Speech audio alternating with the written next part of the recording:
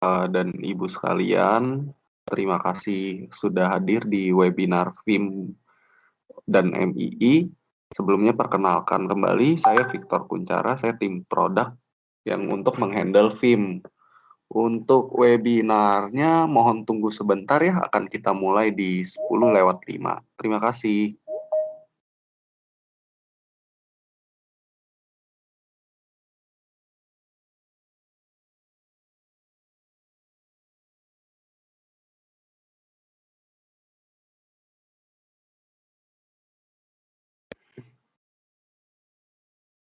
Halo Bapak Ibu sekalian, terima kasih sudah menunggu.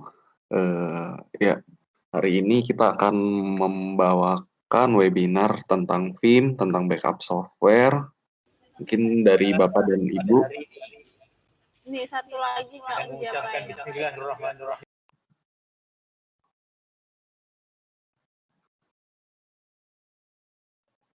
Ya, pada hari ini kita akan membawakan webinar tentang FIM.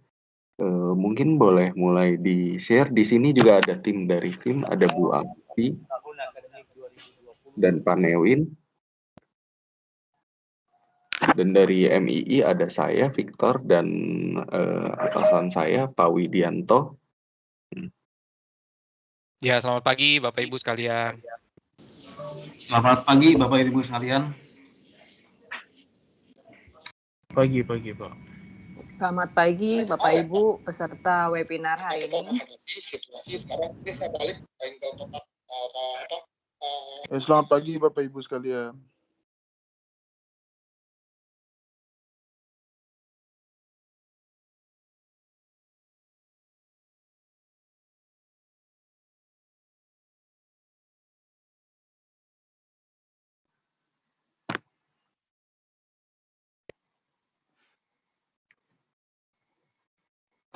Oke, mungkin langsung kita mulai aja kali ya. Pak Newin mungkin boleh dibantu share.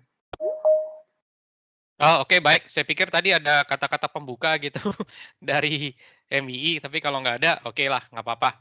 Ya, oke. Selamat pagi Bapak Ibu sekalian. Ya, terima kasih sudah bisa menyempatkan diri hadir di webinar kita kali ini. Jadi saya sebagai technical consultant dari FIM, saya sendiri yang mewakili FIM untuk acara ini, walaupun saya sebetulnya dibantu oleh tim saya. Di sini ada tadi Ibu Afi sempat menyempatkan diri. Beliau sebagai channel manager untuk FIM, ya. Dan sebagai informasi aja, kita juga dibantu oleh tim sales kita, lalu juga saya dibantu oleh tim the marketing, lalu juga ada tim pre-sales ya. Jadi kita berdua ada pre-sales, saya dengan Vio. Kebetulan kayaknya Vio belum join ya, nggak apa-apa. Jadi kalau di Indonesia kita ada, oh kebetulan kayaknya baru mau hadir itu Vio-nya. Ya, jadi kita satu tim lengkap, Bapak Ibu sekalian. Jadi kalau di Indonesia ini kita perwakilannya sudah banyak. Bahkan mungkin rencananya akhir tahun ini kita bisa kurang lebih ada sekitar 10 orang ya di Indonesia. Jadi sudah sangat banyak gitu. Oke, mungkin tidak panjang lebar aja, saya akan coba langsung share screen-nya. Kelihatankah screen-nya? Ya, oke, kelihatan Pak. Oke, baik. Yap. Ya, jadi sekali lagi saya coba akan jelaskan, mungkin ini judulnya ya, jadi tema kita adalah bagaimana kita bisa istilahnya memberikan solusi data proteksi yang ya mungkin secara fitur itu adalah skala enterprise. Walaupun solusi data proteksi ini ya tidak harus perusahaan yang skalanya enterprise, ya kan? Fitur bolehlah gitu ya, lengkap, bagus, menarik gitu ya, tapi nggak harus kita orang yang istilahnya mempunyai perusahaan yang besar gitu ya. Jadi kita mau skala menengah atau skala SMB itu nggak masalah gitu. Karena di FIM sendiri kita juga ada beberapa kategori juga. Jadi ada yang namanya essential. Mungkin kalau Bapak Ibu yang menggunakan VMware ada yang namanya edisinya essential. Nah, di FIM pun juga ada. Jadi kalau essential ini cocok untuk yang SMB seperti itu. Nah, hanya itu aja informasinya dulu karena setelah ini saya akan menjelaskan lebih lanjut mengenai solusi dari FIM itu ya, termasuk juga nanti bagaimana lisensinya, lalu bagaimana misalnya FIM ini bisa diterapkan di apa istilahnya environment Bapak Ibu seperti apa. Jadi kurang lebih gambarnya seperti itu ya yang akan sampaikan hari ini. Nah, mungkin kalau Bapak Ibu ada pertanyaan, boleh silakan ditulis aja di chat. Atau sebetulnya sih ini sesinya menurut saya agak santai aja. Jadi kalau misalnya ada yang mau bertanya, mau open mic, mungkin boleh juga kali ya? Atau gimana nih anaknya? Ya boleh Pak, silakan Pak. Jadi Oh kalau iya. ada Oke, jadi pertanyaan langsung di address saja Pak. oke baik. Ya. Ya. Jadi ini saya coba nggak apa-apa ya saya matiin kameranya supaya ini apa secara bandwidth saya bisa lebih hemat gitu. Soalnya nanti di sesi demo takutnya kalau semuanya dipakai bandwidthnya takutnya nanti jadi rada ini ya nggak smooth lah gitu, nggak lancar. Nggak apa-apa ya, saya matikan dulu. Paling nggak ya saya mukanya seperti ini, jadi Bapak Ibu ya bisa tahu lah saya seperti apa gitu mukanya. Oke. Oke. Ya. Jadi ini agendanya untuk hari ini. Jadi kalau kita lihat bahwa sebetulnya nanti secara singkat saya perkenalkan siapa itu FIM. Siapa tahu mungkin Bapak Ibu baru pernah mendengar tapi belum kenal begitu dekat gitu ya. Jadi nanti saya segera pengenalan. Lalu kemudian secara solusi kita tentunya istilahnya mengandalkan yang namanya FIM Availability Suite untuk menjawab kebutuhan dari Bapak Ibu sekalian ya. Jadi secara data proteksi apa yang berjalan di infrastruktur Bapak Ibu sekalian sampai ke level aplikasinya itu bisa di-protect menggunakan solusi tersebut ya. Jadi saat ini sudah versi 10. Kemudian nanti ada saya bahas lebih detail. Jadi FIM Availability Suite ini terdiri dari 2 bagian, yaitu yang pertama adalah backup and replication. Nanti saya akan ada demonya juga, lalu kemudian ada FIM One, kemudian juga ada demonya. Lalu kita akhiri dengan pembahasan mengenai lisensi. Kurang lebih seperti itu. Ya. Nah, jadi FIM sendiri sudah ada di dunia istilahnya data proteksi ya, itu sejak tahun 2008 ya. Nanti ada sejarahnya singkat secara versinya nanti saya akan jelaskan. Tapi intinya sebetulnya kita sudah per tahun ini kita sudah dikenal oleh banyak sekali industri. Yang pertama adalah Gartner tentunya. Jadi di tahun 2020 tahun ini kita ada di kuadran leader ya. Nanti lebih detailnya saya akan jelaskan gitu ya. Nah, bukan saja diakui oleh Gartner, kita juga diakui oleh IDC secara istilahnya pertumbuhan. Ya, jadi pangsa pasar di data protection itu siapa yang paling tinggi growth-nya atau tingkat kemajuannya. Nah, jadi market kita bisa grow atau kita bisa bertumbuh double digit 20% ya dari tahun ke tahun tahun lalu. Ya, jadi ini datanya masih baru ya. Sedangkan tahun ini kan kita baru masuk ke tahun atau quarter terakhir di tahun ke akhir paruh kedua di tahun ini gitu ya. Jadi belum ada datanya, baru bisa tahun depan. Oke. Nah, kita juga diakui oleh Forrester. Jadi Forrester mengakui bahwa kita juga adalah leader di data resiliency solution ya.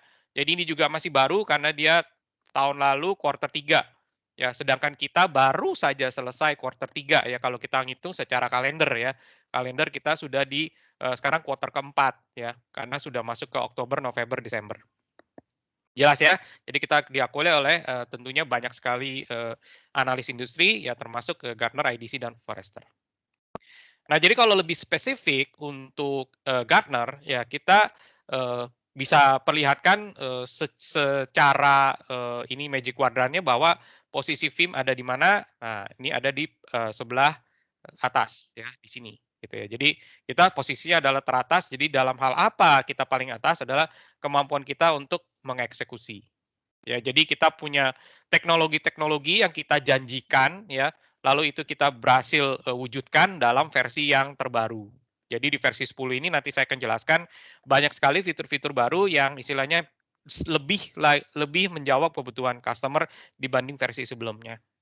Nah, jadi secara informasi aja 82% dari customer sudah menggunakan di Fortune 500 sudah menggunakan FIM, lalu ada sekitar 375.000 customer di seluruh dunia termasuk di Indonesia yang sudah menggunakan FIM dan net promoter score kita itu sekitar 75. Ya, intinya adalah positif. Ya. Kita nggak perlu lihat berapa besarnya, berapa tingginya, intinya adalah dia positif dan ini bahkan 3 kali dari rata-rata industri. Seperti itu aja. Nah, kemudian kalau kita lihat Gartner mengakui ya ada contohnya, ada buktinya gitu ya. Nah, kalau IDC gimana? Nah, ini adalah data real dari IDC ya. Jadi paruh tahun kedua tahun lalu itu kita bertumbuh 20,5% dari tahun ke tahun ya. Jadi di sini kelihatan bahwa pertumbuhan kita itu growth-nya tertinggi dari semua perusahaan yang boleh dibilang kategorinya adalah data proteksi ya. Jadi kita tentunya lihat juga dari sisi revenue-nya. Jadi top 5-nya siapa, pertumbuhannya paling tinggi siapa. Ya, kalau di luar dari itu tentunya dia belum termasuk dalam top 5 secara revenue gitu. Ya. Di sini bahkan ada yang minus gitu ya. Nah, kalau kita yang plus dan itu paling tinggi. Nah, jadi secara IDC pun mengakui bahwa kita secara pertumbuhan baik itu sequential berurutan maupun dari tahun ke tahun itu kita yang tercepat pertumbuhannya dari semua vendor data proteksi yang ada. Oke, itu informasinya saja ya. Nah, jadi saya langsung aja ke platform ya. Jadi platform apa saja sih yang bisa diprotek oleh VIM? Kenapa kok bisa Gartner akui yang paling tinggi gitu ya, lalu bagaimana kita bisa di IC pertumbuhannya sangat cepat gitu ya. Nah, ini ada istilahnya saya boleh jelaskan lebih sedikit bahwa kalau dari sisi virtual yang paling kiri ini adalah yang kita bisa protek secara agentless. Jadi dari awal muasal ini kita sudah mainnya di level ini ya. Tahun 2008 kita sudah ada solusi untuk VMware dan Hyper-V untuk melakukan backup dan replikasi secara agentless. Jadi sekali lagi kalau kita mau backup tidak perlu install agent, tidak perlu mengandalkan agent ya. Kemudian seiring dengan waktu tentunya kita merasa itu tidak cukup ya. Kalau hanya ini dua saja tentunya banyak customer kita yang masih pakai atau akan menggunakan teknologi yang lainnya. Contoh, kita sekarang sudah bisa melakukan proteksi terhadap Nutanix Acropolis ya. Jadi kita bisa melakukan backup. Yang mana ini juga tuntutan zaman gitu ya, karena tentunya customer juga semakin banyak yang menggunakan teknologi ini atau solusi ini, nah, kita juga bisa memberikan solusi data proteksinya. Nah, tidak hanya di virtual saja, tapi kita juga bisa melakukan proteksi terhadap yang fisik. Jadi kalau misalnya kita bilang, oh saya ada notebook atau saya ada server, nah ini kita bisa menggunakan solusi agent. Nah, jadi bisa dibedakan bahwa kalau kita ngomong virtual, 3 ini itu agentless, tapi kalau yang fisik itu menggunakan solusi Windows atau Linux. Dan bukan hanya fisik ya, di luar dari 3 ini ya, kalau belum tercover oleh 3 ini, kita bisa menggunakan solusi agent. Misalnya saya ada Citrix-Sen gitu ya, ada VM, nanti kita juga bisa pakai agent untuk membackup VM-VM tersebut gitu ya. Atau misalnya kita bilang, oh saya ada Oracle Solaris atau ada IBM iX, nah kita juga ada agent untuk bisa membackup apa yang berjalan di environment tersebut ya. Nah, kita juga selain virtual fisik, kita juga bisa melakukan backup di cloud secara natif. Nah, jadi secara natif itu maksudnya adalah kita tidak menggunakan solusi agent khusus untuk Microsoft Azure dan Amazon AWS. Jadi dua ini kita bisa melakukan backup natif backup tanpa menggunakan agent. Nah, kalau di luar dari cloud ini gitu ya, nah itu bisa menggunakan agent untuk membackup. Ya, jadi di cloud apapun kita bisa menggunakan solusi agent selama dia OS-nya Windows atau Linux yang disupport oleh agentnya VIM. Ya, jelas ya Bapak Ibu ya. Nah, jadi kita bisa melakukan proteksi terhadap virtual, fisik maupun cloud. Ya, nanti lebih detailnya saya akan jelaskan. Kita juga ada salah satu proteksi juga terhadap Microsoft Office 365. Saya pernah bawakan beberapa sesi yang lalu bagaimana proteksi terhadap Office 365 ini kenapa penting dan sebagainya. Lalu juga saya sempat tunjukkan demonya. Nah, tapi kali ini saya lebih fokus terhadap solusi backup and replication serta ada monitoring dan analitiknya. Ya, kalau tadi ini adalah bagian dari VIM Availability Suite yang backup application yang pertama, bagian yang pertama, ini adalah nanti bagian yang kedua yang VIM One untuk monitoring dan analitik. Ya. Nah, ini di bawah ini kita bisa istilahnya integrasi dengan storage snapshot khusus kalau misalnya kita menggunakan VMware ya. Karena kalau Hyper-V nggak perlu gitu ya. Jadi kita tetap memang fokus lebih banyak di virtual karena lebih banyak hal yang kita bisa lakukan di virtual. Ya, jadi kalau misalnya kita oh saya sudah pakai ini VMware, lalu storage-nya misalnya pakai salah satu dari brand ini. Nah, kemungkinan besar kita juga bisa integrasi dengan storage snapshot-nya. Supaya apa? Supaya lebih efisien backup-nya dan bisa lebih sering backup-nya dilakukan. Ya. Nah, di samping dari storage-storage yang ada di bawah ini, kita juga support object storage. Ya, jadi secara detailnya seperti apa, nanti saya akan jelaskan. Oke, kita lanjut aja supaya nggak terlalu panjang lebar. Nah, jadi di awal tadi saya bilang bahwa kita mengandalkan paling utama adalah Vim Availability Suite untuk menjawab boleh dibilang hampir semua yang berjalan di data center Bapak Ibu. Ya, yang bisa Vim Protect itu bisa istilahnya bisa menggunakan Vim Availability Suite. Nah, jadi Vim Availability Suite tadi saya bilang bahwa dibagi dua. Ada yang backup and replication-nya dan ada Vim One-nya. Ya, jadi di mana Vim One ini lebih ke arah solusi tadi, analitik, monitoring, reporting gitu ya. Nah, sedangkan backup dan replication ya tentunya untuk solusi proteksinya gitu ya. Nah, jadi dua-duanya ini bisa diterapkan untuk virtual, cloud maupun fisik. Jadi satu solusi Vim Availability Suite bisa mencakup environment yang bermacam-macam, baik itu yang fisik, agent yang menggunakan agent, itu ya ataupun yang di cloud, VM dan serta virtual yang di data center. Oke, jelas ya. Nah, jadi saya langsung aja maju ke berikutnya yaitu saya lebih fokus ke backup and replication dulu. Ya. Jadi di backup and replication ini sejarahnya sudah panjang, kita sejak tahun 2008 ya pertama kali itu dirilis, itu sudah bisa melakukan agentless backup dan replication 2-in-1 ya. Dan masih banyak lagi fitur-fitur di sini yang sudah ada di duplication-nya, sudah bisa melakukan replication dengan multiple restore point. Jadi ini sudah teknologi yang boleh dibilang waktu pertama kali kita rilis itu canggih gitu ya. Jadi benar-benar belum ada gitu. Kita pionir di dalam hal ini. Nah, seiring dengan waktu tentunya kita selalu berinovasi. Jadi kita tambahkan fitur-fitur yang semakin menjawab tuntutan zaman gitu ya. Tentunya customer ada yang pakai misalnya pakai Hyper-V mau dibikin virtual lab-nya dan sebagainya. Itu salah satu contoh aja gitu ya. Atau saya mau integrasi dengan storage snapshot. Itu kita tambahkan fitur-fiturnya seiring dengan waktu dan itu kita akumulasi gitu ya. Saya nggak akan bahas semua fitur-fiturnya. Nanti di lain kesempatan kalau Bapak Ibu mau lebih detail kita bisa lakukan demo yang lebih lanjut, lebih dalam gitu ya. Atau kita mau meeting lebih membahas hal ini itu juga bisa gitu ya. Jadi tapi ya saat ini saya akan coba lakukan yang general dulu. Nah, jadi seiring dengan waktu tadi 2008 sampai akhirnya tahun ini di kuartal pertama atau tepatnya di bulan Februari, Vim merilis yang namanya Vim Availability Suite versi 10. Nah, jadi di versi 10 ini apa sih yang paling kita bilang sangat membantu customer? Pertama adalah dari kiri itu ada solusi NAS backup. Ya, jadi NAS backup ini berbeda dengan solusi backup file sharing yang kalau rata-rata di luar sana menggunakan solusi NDMP. Ya, tapi kalau di Vim ini kita menggunakan solusi NAS yang ada namanya teknologi change file tracking. Nanti saya akan jelaskan. Ya.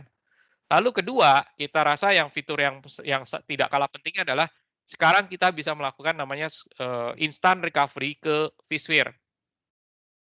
Jadi kalau dulu sebelum versi 10 itu kita hanya bisa melakukan ke Hyper-V. Tapi sekarang kita sudah bisa melakukan yang namanya ke vSphere dan itu bisa kita lakukan untuk backup-an jenis apapun ya.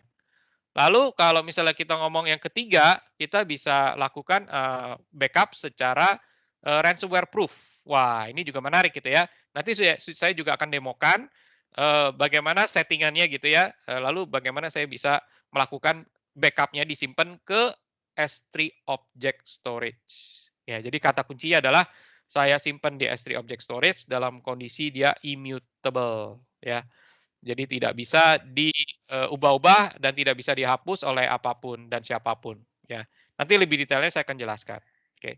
Nah, di luar dari tiga itu masih banyak sekali perubahan-perubahan ataupun tambahan ataupun yang hal-hal yang baru ya. Ada sekitar 150 lebih ya. Jadi ini banyak sekali fitur-fiturnya gitu ya di versi 10. Jadi kalau boleh saya bilang nih di versi 10 ini merupakan salah satu major ya, salah satu istilahnya versi yang perubahannya sangat besar dan sangat banyak sejak versi sebelumnya. Jadi kalau versi sebelumnya kita ada versi 9, lalu ada versi 9.5, lalu sekarang versi 10. Nah, rencananya nanti di awal tahun depan kita akan rilis versi 11 gitu. Nah, bagi Bapak Ibu yang sudah misalnya kita bilang, oh sekarang oke lah saya sudah pakai versi 10 gitu. Apakah saya bisa upgrade ke versi 11? Tidak masalah gitu ya. Selama Bapak Ibu masih aktif menggunakan, lalu secara support juga masih aktif, silahkan bisa di-upgrade secara gratis ya. Jadi itu catatannya aja. Jadi nggak usah khawatir gitu. Kalau dari sisi film memang kita selalu berenovasi gitu. Jadi setiap tahun biasanya kita akan rilis update atau versi yang lebih baru secara rutin. Oke. Nah, saya langsung bahas aja. Jadi yang pertama di versi 10 yang kita rilis Februari kemarin adalah fitur yang namanya NAS Backup. Oke. Jadi NAS Backup ini kita fleksibel. Jadi fleksibel itu dalam arti kata kita bisa support rata-rata protokol yang disupport oleh NAS Storage. Ambil contoh misalnya kita punya Buffalo atau punya Synology. Nah, jadi biasanya sih ya kalau setahu saya kalau NAS Storage seperti itu ya supportnya nggak jauh-jauh. SMB versi 123 atau NFS versi 3 dan 4.1. Ya, nggak jauh-jauh dari ini gitu ya. Nah, terus Bapak Ibu bilang, saya punyanya Windows file sharing biasa kok, saya nggak punya NAS storage misalnya gitu ya, atau saya punya Linux, saya bikin file sharing, nggak masalah. Ya, jadi semuanya ini kita bisa backup menggunakan teknologi dari Vim yang namanya NAS Backup. Nah, teknologinya didukung oleh yang namanya change file tracking. Ya, jadi fitur ini istilahnya bisa membuat backup NAS ini lebih efisien ya dibanding kalau kita ambil contoh tadi saya sempat singgung NDMP. Nah, kalau NDMP itu kelemahannya apa? Kelemahannya adalah pertama, dia harus backup satu volume gelondongan ya. Lalu saya mau restore juga harus volume yang sama, tidak bisa pilih per file. Ya, itu pertama, gitu ya. Lalu yang kedua, kalau saya backup misalnya dari ambil contoh Synology gitu ya. Lalu saya mau restore-nya ke Buffalo, bisa nggak? Atau ke Kinect? Nggak bisa. Kalau NDMP itu harus sama storage-nya dari yang awal kita backup. Nah, jadi dua kelemahan itu yang kalau kita bilang kelemahan gitu ya, karena kan itu benar-benar keterbatasan ya kalau kalau kita lihat gitu. Nah, itu yang bisa diadres atau bisa dijawab melalui solusi yang namanya change file tracking. Kenapa? Karena setelah backup awal kita lakukan, dan tentunya kalau backup awal seluruhnya ya kita backup dulu ya. Nah, setelah itu kita backup incrementalnya itu cepat. Kenapa? Karena dia tahu bahwa kalau dalam hal ini di contoh ini ya, itu yang berubah itu hanya file D-nya saja. Ya. Maka backup incremental itu dia hanya perlu proses file D-nya saja tanpa harus menyentuh file-file yang lainnya. Karena dia tahu bahwa oh, ini dari sejak terakhir tadi di backup ini nggak berubah sama sekali. Buat apa kita proses lagi ya? Selain makan waktu gitu ya, itu juga makan effort. Nah, jadi change file tracking ini sangat efisien dan membuat proses NAS backup ini semakin cepat ya, semakin baik secara performanya juga. Karena tidak perlu memproses keseluruhan. Oke. Nah, setelah itu kita juga ada teknologi yang lebih baik lagi yaitu dari sisi kita support VSS snapshot atau storage snapshot. Tujuannya apa? Tujuannya supaya kalau misalnya filenya itu tidak bisa diakses entah mungkin karena lagi dibuka gitu ya. Itu kan kadang-kadang ada akses denied gitu ya. Nah, ini bisa teratasi dengan adanya teknologi snapshot. Jadi tidak ada lagi namanya no file sedang di lock gitu ya, sedang dikunci. Jadi kita bisa melakukan snapshot dengan lebih baik juga karena bisa point in time, saat itu juga kita bisa snapshot, dan ini juga membantu kita juga offload performance gitu. Nah, jadi kalau kita bisa backup, kita juga bisa restore dong. Ya iya, kalau misalnya kita backup nggak bisa restore ya sama aja bohong gitu kan. Nah, kalau kita mau restore bisa apa aja lakukannya. Kita bisa restore satu file share keseluruhan, misalnya mau satu Synology, bisa gitu ya. Atau saya mau pilih berdasarkan waktu, ya point in time. Saya bisa mundur ke belakang, misalnya backup-annya minggu lalu gitu ya, itu saya bisa restore dalam kondisi yang saat itu juga. Jadi minggu yang lalu itu saja gitu. Atau saya mau lebih ke level file gitu ya. Jadi saya pilih folder, saya browsing di folder, lalu saya pilih filenya, saya mau restore, itu bisa. Oke. Nah, jadi lebih detailnya adalah saya bisa tambahkan dulu apa yang saya mau backup. Ya, tentunya sebelum saya bisa backup, saya mesti kasih tahu Vim-nya dong. Vim, saya mau backup nih, apanya? Saya mau backup misalnya SMB file share-nya atau NFS file share-nya gitu ya. Jadi kalau misalnya di Kinect kita sudah lakukan SMB file sharing, ya kita bisa lakukan, kita bisa tambahkan di sini seperti apa ya secara settingannya. Lalu nanti si Vim sudah bisa mengenali apa yang ada di NAS tersebut, lalu kita bisa mulai membackup setelah itu. Atau kalau dia modelnya adalah file server, kita juga bisa tambahkan di sini. Ya, jadi fleksibel. Kemudian recovery-nya juga mudah. Ya, ini saya ambil contoh aja cepat bahwa setelah kita sudah backup, lalu ternyata suatu saat NAS aslinya kita, NAS production kita bermasalah. Nah, ini bermasalah misalnya kena malware. Waduh, gimana dong? Nah, itu sangat-sangat mudah ya. Hanya 2 langkah saja ya, yaitu dengan cara apa? Kita tinggal pilih dari hasil backup yang sudah ada, kita mau restore yang mana, jadi kita select aja share-nya. Setelah itu, kita bisa pilih waktunya ya, karena kan kita bisa pilih point in time dari yang kapan yang kita backup. Jadi kita bisa geser-geser, kita bisa cari ya, ini tergantung tentunya dari backup yang kita mau cover ya. Misalnya saya mau backup sampai seminggu yang lalu. Nah, berarti nanti kita ada pilihan dari sekarang sampai seminggu yang lalu. Seperti itu. Ya, simple sekali. Jadi sangat mempermudah kita dalam proses recovery. Dan pada saat restore pun kita bisa pilih apakah saya mau restore kalau sudah ada file yang existing ya, atau kalau sudah ada existing kita timpa yang versi yang lama, atau bisa timpa yang versi yang baru, atau kita timpa seluruhnya. Nah, ini juga ada pilihan di sini. Dan yang terpenting di bawah ini, Bapak Ibu sekalian, ya, bahwa kalau saat kita mau restore, kita ada pilihan untuk merestore permission dan security attribute-nya. Jadi, memastikan bahwa pada saat kita sudah restore, ini udah selesai, itu nggak bisa sembarangan orang buka. Ya kan, itu juga berbahaya. Gitu. Jadi, mengikuti security yang sudah berlaku di production yang aslinya. Seperti itu. Oke. Oke, saya lanjutkan lagi ke istilahnya fitur yang kedua, yaitu instant recovery ke VMware vSphere. Ya, jadi VMware vSphere ini lebih ke arah bahwa apapun yang VIM sudah backup, itu bisa ya, any VIM backup, itu bisa langsung dinyalakan di vSphere. Dan ini kita bisa lakukan secara simultan. Apa itu maksudnya? Misalnya gini, saya punya backupan dari 3 notebook, ya, atau 3 server fisik. Nah, dari backupan itu bisa langsung 3-3-nya paralel kita nyalakan sekaligus. Jadi nggak perlu lagi satu-satu. Kalau dulu sebelum versi 10, kita mesti pilih satu, nyalain. Nanti satu, nyalain. Jadi nggak bisa pilih beberapa, langsung kita nyalakan sekaligus. Itu nggak bisa. Tapi kalau di versi 10, itu sudah bisa. Ya. Nah, jadi ini menariknya adalah mempermudah kita untuk menyalakan hasil backup, baik itu yang dari virtual maupun yang non-virtual. Nah, kalau non-virtual, berarti dia konsepnya ada semacam ada fisik ke virtual ya, konversi P2V lah gitu.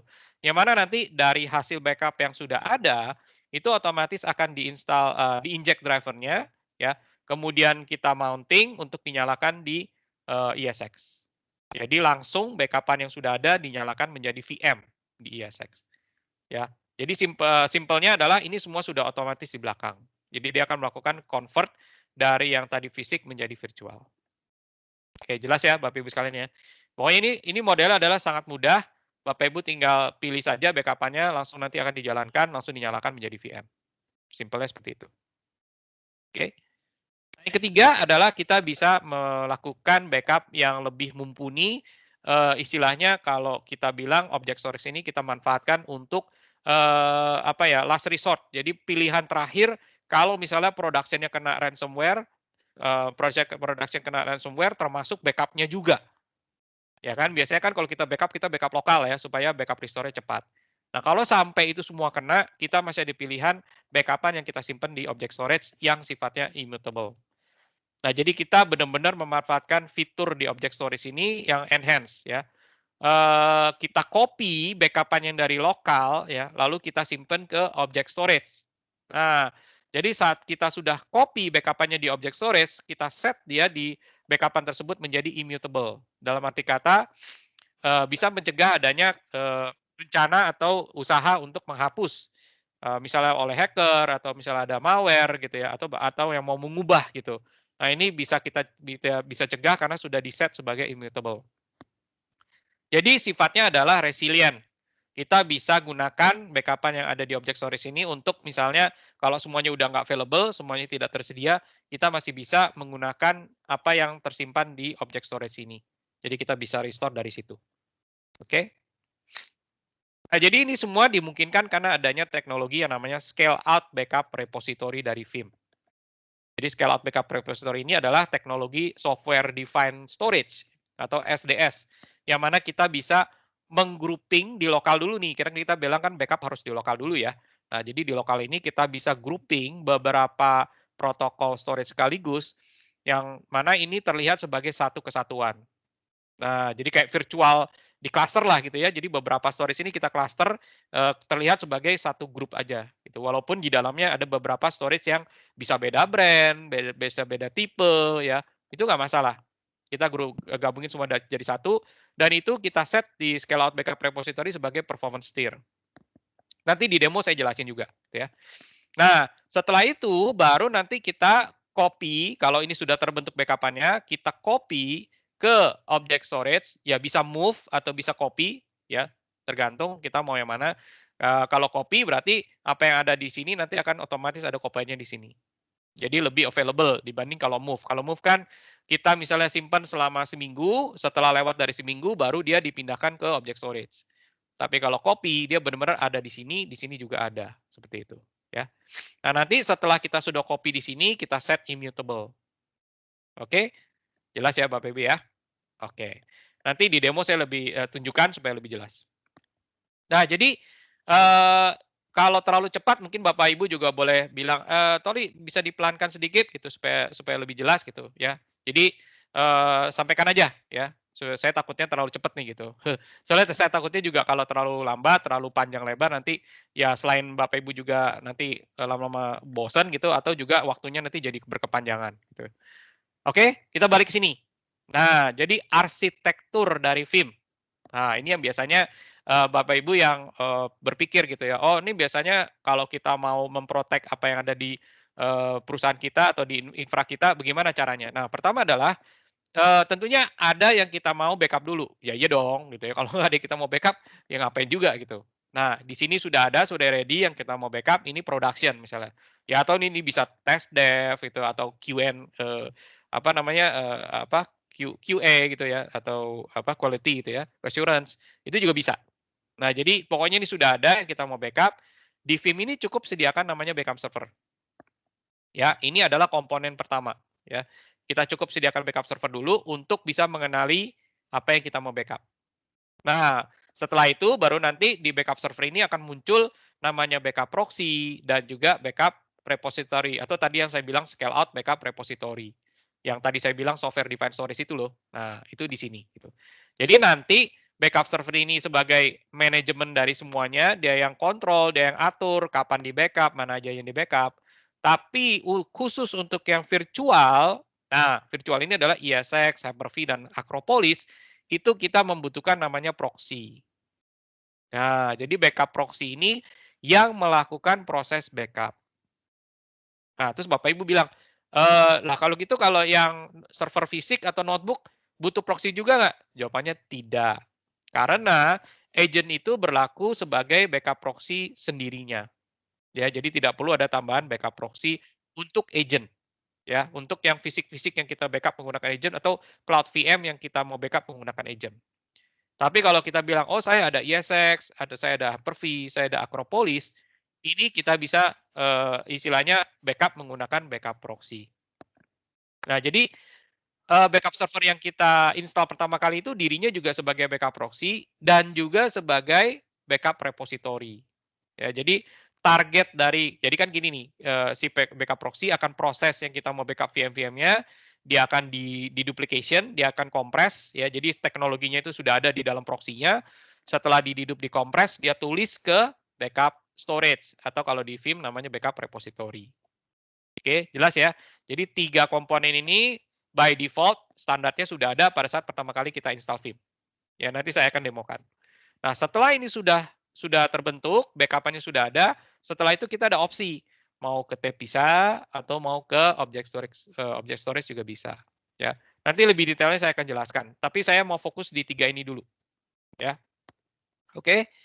Nah, jadi sekali lagi core komponennya untuk yang virtual adalah Vim Backup Server karena dia yang melakukan manajemen, dia yang mengkoordinasi tesnya, job scheduling, dan resource-nya siapa yang sekarang mesti dijalankan, sebagainya, itu Vim Backup Server. Tapi yang melakukan proses backup untuk VM, itu yang melakukan adalah Vim Backup Proxy. Jadi dia sebagai data mover atau yang memindahkan dari production yang sudah diproses, ditulis ke backup repository. Nah, itu adalah tugas dari si backup proxy. Deduplication-nya, compression-nya, semua yang dilakukan, enkripsinya, itu yang lakukan adalah backup proxy. Nah, setelah sudah diproses oleh backup proxy, akan disimpan di backup repository. Jadi isinya adalah backup image, metadata, dan sebagainya di sini. Ya, jadi jelas ya, 3 komponen ini. Nah, saya akan coba tunjukkan komponennya, saya akan balik ke demo. Ini saya mungkin lebih baik share desktop aja kali ya. Saya stop dulu sebentar, saya share desktop supaya lebih gampang. Desktop itu di screen ya. Oh ini ya, sip. Oke ya. Jadi saya akan pindah screen ke, nah Bapak Ibu sudah kelihatan ya. Jadi ini adalah backup servernya. Ya, jadi backup server ini harus Windows. Oke, dia harus Windows, nggak harus Windows Server, dia bisa Windows 7, Windows 10, ya. Tapi biasanya memang kita sih anjurkan Windows Server karena namanya aja Vim Backup Server ya. Ada kata-kata servernya gitu. Jadi ya biasanya kita juga lebih afdol gitu ya. Pakai OS-nya yang Windows Server lah. Oke lah, bisa 2012. Kalau bisa 2012 ya, jangan 2008 ya, karena juga 2008 sudah end of support. Tapi masih bisa. Kalau Bapak Ibu misalnya bilang, oh saya pakai yang 2008 aja, nggak apa-apa. Tapi pastikan dia harus R2 dan sudah SP1. Oke ya. Nah, jadi kalau bisa sih yang 2012 saja gitu ya, dan yang di atasnya ya 2016, 2019. Nah, kebetulan saya pakai yang 2019 gitu ya. Nah, jadi setelah kita sudah install Windows-nya, kita install Vim-nya. Setelah install Vim-nya, maka akan muncul di desktop ini ada icon di sini ya. Kita coba buka aja. Nah, kita connect. Semoga tidak ada masalah gitu ya. Nah, jadi di sini kita istilahnya membuka konsolnya. Jadi konsol ini adalah tatap muka di mana kita bisa lihat GUI-nya. Nah, jadi GUI-nya ini yang nanti kita bisa istilahnya akses proxy-nya, repositorinya, lalu VM-VM mana aja yang kita mau backup, kita mau tambahkan di situ. Lalu misalnya ada vCenter, kita mau tambahkan di sini, Hyper-V, dan sebagainya gitu ya. Jadi semuanya ada di sini. Ya, jadi biasanya kalau kita install pertama kali tentu ini masih kosong. Oke, jadi kalau kita masih kosong, biasanya kita tambahkan dulu di backup infra, ya. Lalu kita tambahkan apa yang kita mau kenali di Vim, ya. Entah itu untuk Windows-nya atau biasanya sih kita tambahkan ya vSphere atau Hyper-V-nya. Nah, jadi kita tambahkan dulu dengan cara apa? Add server, gitu ya. Nah, lalu kita misalnya mau tambahkan apa di sini? Oh, ini Hyper-V, sorry. Saya cancel ya, sorry. Saya ke manage server, saya mau tambahkan add server yang baru. Nah, pilihannya apa aja sih? Saya bisa tambahkan vSphere baru atau vCenter gitu ya, Hyper-V yang kita mau backup, Windows. Windows ini bisa any kind of Windows, bisa VM, bisa FSIC, yang nanti ini bisa digunakan sebagai backup proxy atau backup repository juga. Ya. Lalu kita juga bisa tambahkan Linux di sini, tapi ini dua ini bukan yang maksudnya kita mau backup ya. Jadi jangan salah nih. Ini adalah kalau kita yang mau backup, kita tambahkan vSphere sama Hyper-V. Tapi kalau Windows sama Linux, ini lebih ke arah OS yang dipakai oleh Vim sebagai komponennya. Jadi bukan apa yang kita mau backup. Ya. Lalu kita juga bisa tambahkan Vim Backup for AWS, ya. Jadi connect ke apa yang ada di AWS, karena kan kita sudah bisa backup di AWS ya. Nah ini juga kita bisa koneksikan dari backup console. Ya. Dan yang terakhir kita bisa tambahkan AHV cluster di sini. Ya. Jadi sekalinya kita sudah tambahkan, ya, maka akan muncul di sini apa saja yang kita bisa kenali di Vim. Nah, jadi kalau kita tambahkan misalnya vCenter gitu ya. Nah, kalau kita tambahkan vCenter, maka di backup proxy akan muncul yang namanya VMware Backup Proxy. Jadi dia otomatis biasanya kalau kita tambahkan vCenter-nya dia akan muncul ya. Kita tambahkan VMware vSphere ini atau vCenter ini, ada vCenter ya di sini, maka backup proxy ini akan muncul VMware Backup Proxy. Ya. Nah, kalau misalnya kita tambahkan ada Nutanix ya. Nah, kalau ada Nutanix kita harus tambahkan proxy-nya secara dengan menambahkan di sini add proxy ya, lalu kita pilih Nutanix AV ya. Atau kalau misalnya, oh saya backup proxy-nya nggak cukup nih satu VMware, saya mesti tambahin lagi. Nah, kita bisa tambahkan lagi nih. Kebetulan jadi ada 3. Jadi kita bisa tambahkan di backup proxy. Oke ya, jadi ini backup server, ini backup proxy khusus untuk VMware dan Hyper-V dan Acropolis. kita aksesnya di backup proxy sini. Jadi kalau kita mau add proxy, kita tinggal cek di sini, lalu kita tambahkan sesuai dengan peruntukannya. Ya, sama terakhir tadi ada NAS backup, tapi saya nggak akan bahas di sesi ini. Jadi saya lebih ke arah yang ini, gitu ya. Nah, jadi setelah backup proxy sudah kita tambahkan, maka kita bisa cek backup repository. Nah, dirinya sendiri, ya si backup server ini adalah default-nya. Nah, jadi tadi saya bilang kan, 3 komponen dari Vim itu sudah ada di backup server. Backup proxy tadi sudah ada, dan juga ada backup repository bawaannya. Jadi default-nya itu di C.2 backup, tapi ini kan tentunya tidak cukup. Ya, biasanya kalau kita setting backup server, terutama di VM, itu paling di hard disk-nya cuma 100 giga gitu ya. Ya mana cukup kalau saya backup-nya ternyata tera gitu kan. Nah, nggak mungkin. Maka biasanya kalau di backup repository, kita tambahkan lagi backup repository yang lain supaya kita bisa arahkan backup-nya disimpan di situ. Ya, bisa apa pilihannya untuk backup repository? Bisa direct attached storage, misalnya ada stand storage, kita mounting LUN gitu ya ke backup server, itu bisa dipakai.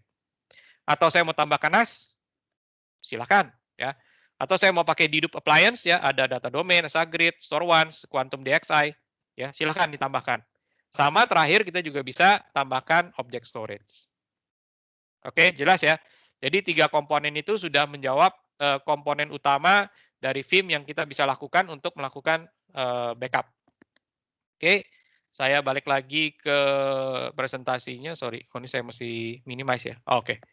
Nah, jadi tadi saya sudah tunjukkan core komponennya. Nah, jadi berikutnya adalah backup. Nah, jadi kalau kita ngomong backup ini VM, ya kita kan fokus di VM dulu ya. Ini bisa secara image level backup. Nanti setelah kita sudah backup secara image level, kita bisa restore secara granular juga. Per file, atau juga bisa per application. Ya, jadi kalau kita aktifkan application aware-nya, maka kita bisa melakukan restore sampai level AD-nya, bisa level email kalau Exchange, atau level database kalau SQL gitu ya. Bisa level SharePoint juga, atau bisa level database di Oracle. Ya. Dan ini semua sudah include. Jadi backup-nya itu sudah ada dedupe appliance-nya, deduplication dan compression-nya, lalu sudah aware terhadap CBT, pastinya adalah agentless, ya. Lalu kalau kita mau encrypt backup-nya itu juga sudah bisa dilakukan, 256 bit encryption-nya. Dan ini pastinya kita schedule. Oke? Nah, selain itu juga kita mendukung automation. Wah, ini menarik juga nih. Jadi kalau nanti kita mau bikin suatu script ya, PowerShell script, itu kita bisa. Entah misalnya mau bikin pre backup, post backup script bisa. Saya mau tagging backup-nya supaya lebih spesifik, yang saya backup misalnya berdasarkan suatu geografis bisa, atau misalnya berdasarkan aplikasi. Itu kita tinggal bisa melakukan tagging juga supaya nanti backup-nya otomatis gitu ya. Dan juga kita mendukung RESTful API. Oke ya. Nah, jadi kita langsung aja saya tunjukkan secara backup. Nah, jadi kita balik lagi ke backup console. Jadi tadi kita sudah tambahkan, kita sudah install Vim-nya, lalu kita sudah kenali backup servernya, kita tambahkan apa yang kita mau backup di sini, vCenter-nya sudah ada di sini, ya. Lalu proxy-nya juga sudah ada, dan repository sudah ada. Maka berikutnya adalah kita bisa melakukan backup. Oke. Namun sebelum saya lakukan backup, satu hal lagi bahwa scale out backup repository. Nah, jadi setelah kita buat backup repository, kita bisa tambahkan minimal satu backup repository yang sudah ada, kita bisa bentuk scale out backup repository. Ini yang software defined storage tadi. Jadi kalau kita mau bikin scale out repository itu adalah semudah kita tinggal add aja, ya. Kemudian kita namakan scale out-nya apa, saya next. Nah, di sini saya tambahkan backup repository tadi yang sudah saya set di awal. Nah, tadi misalnya ada default, ada HP, ada VBR. Ini kita gabungkan menjadi satu grup. Ya, semudah itu sebetulnya. Jadi saya cancel aja karena sudah ada di sini. Saya edit yang sudah ada aja, ya. Jadi di sini saya coba pilih yang ini dulu gitu ya. Nah, saya edit property, sorry.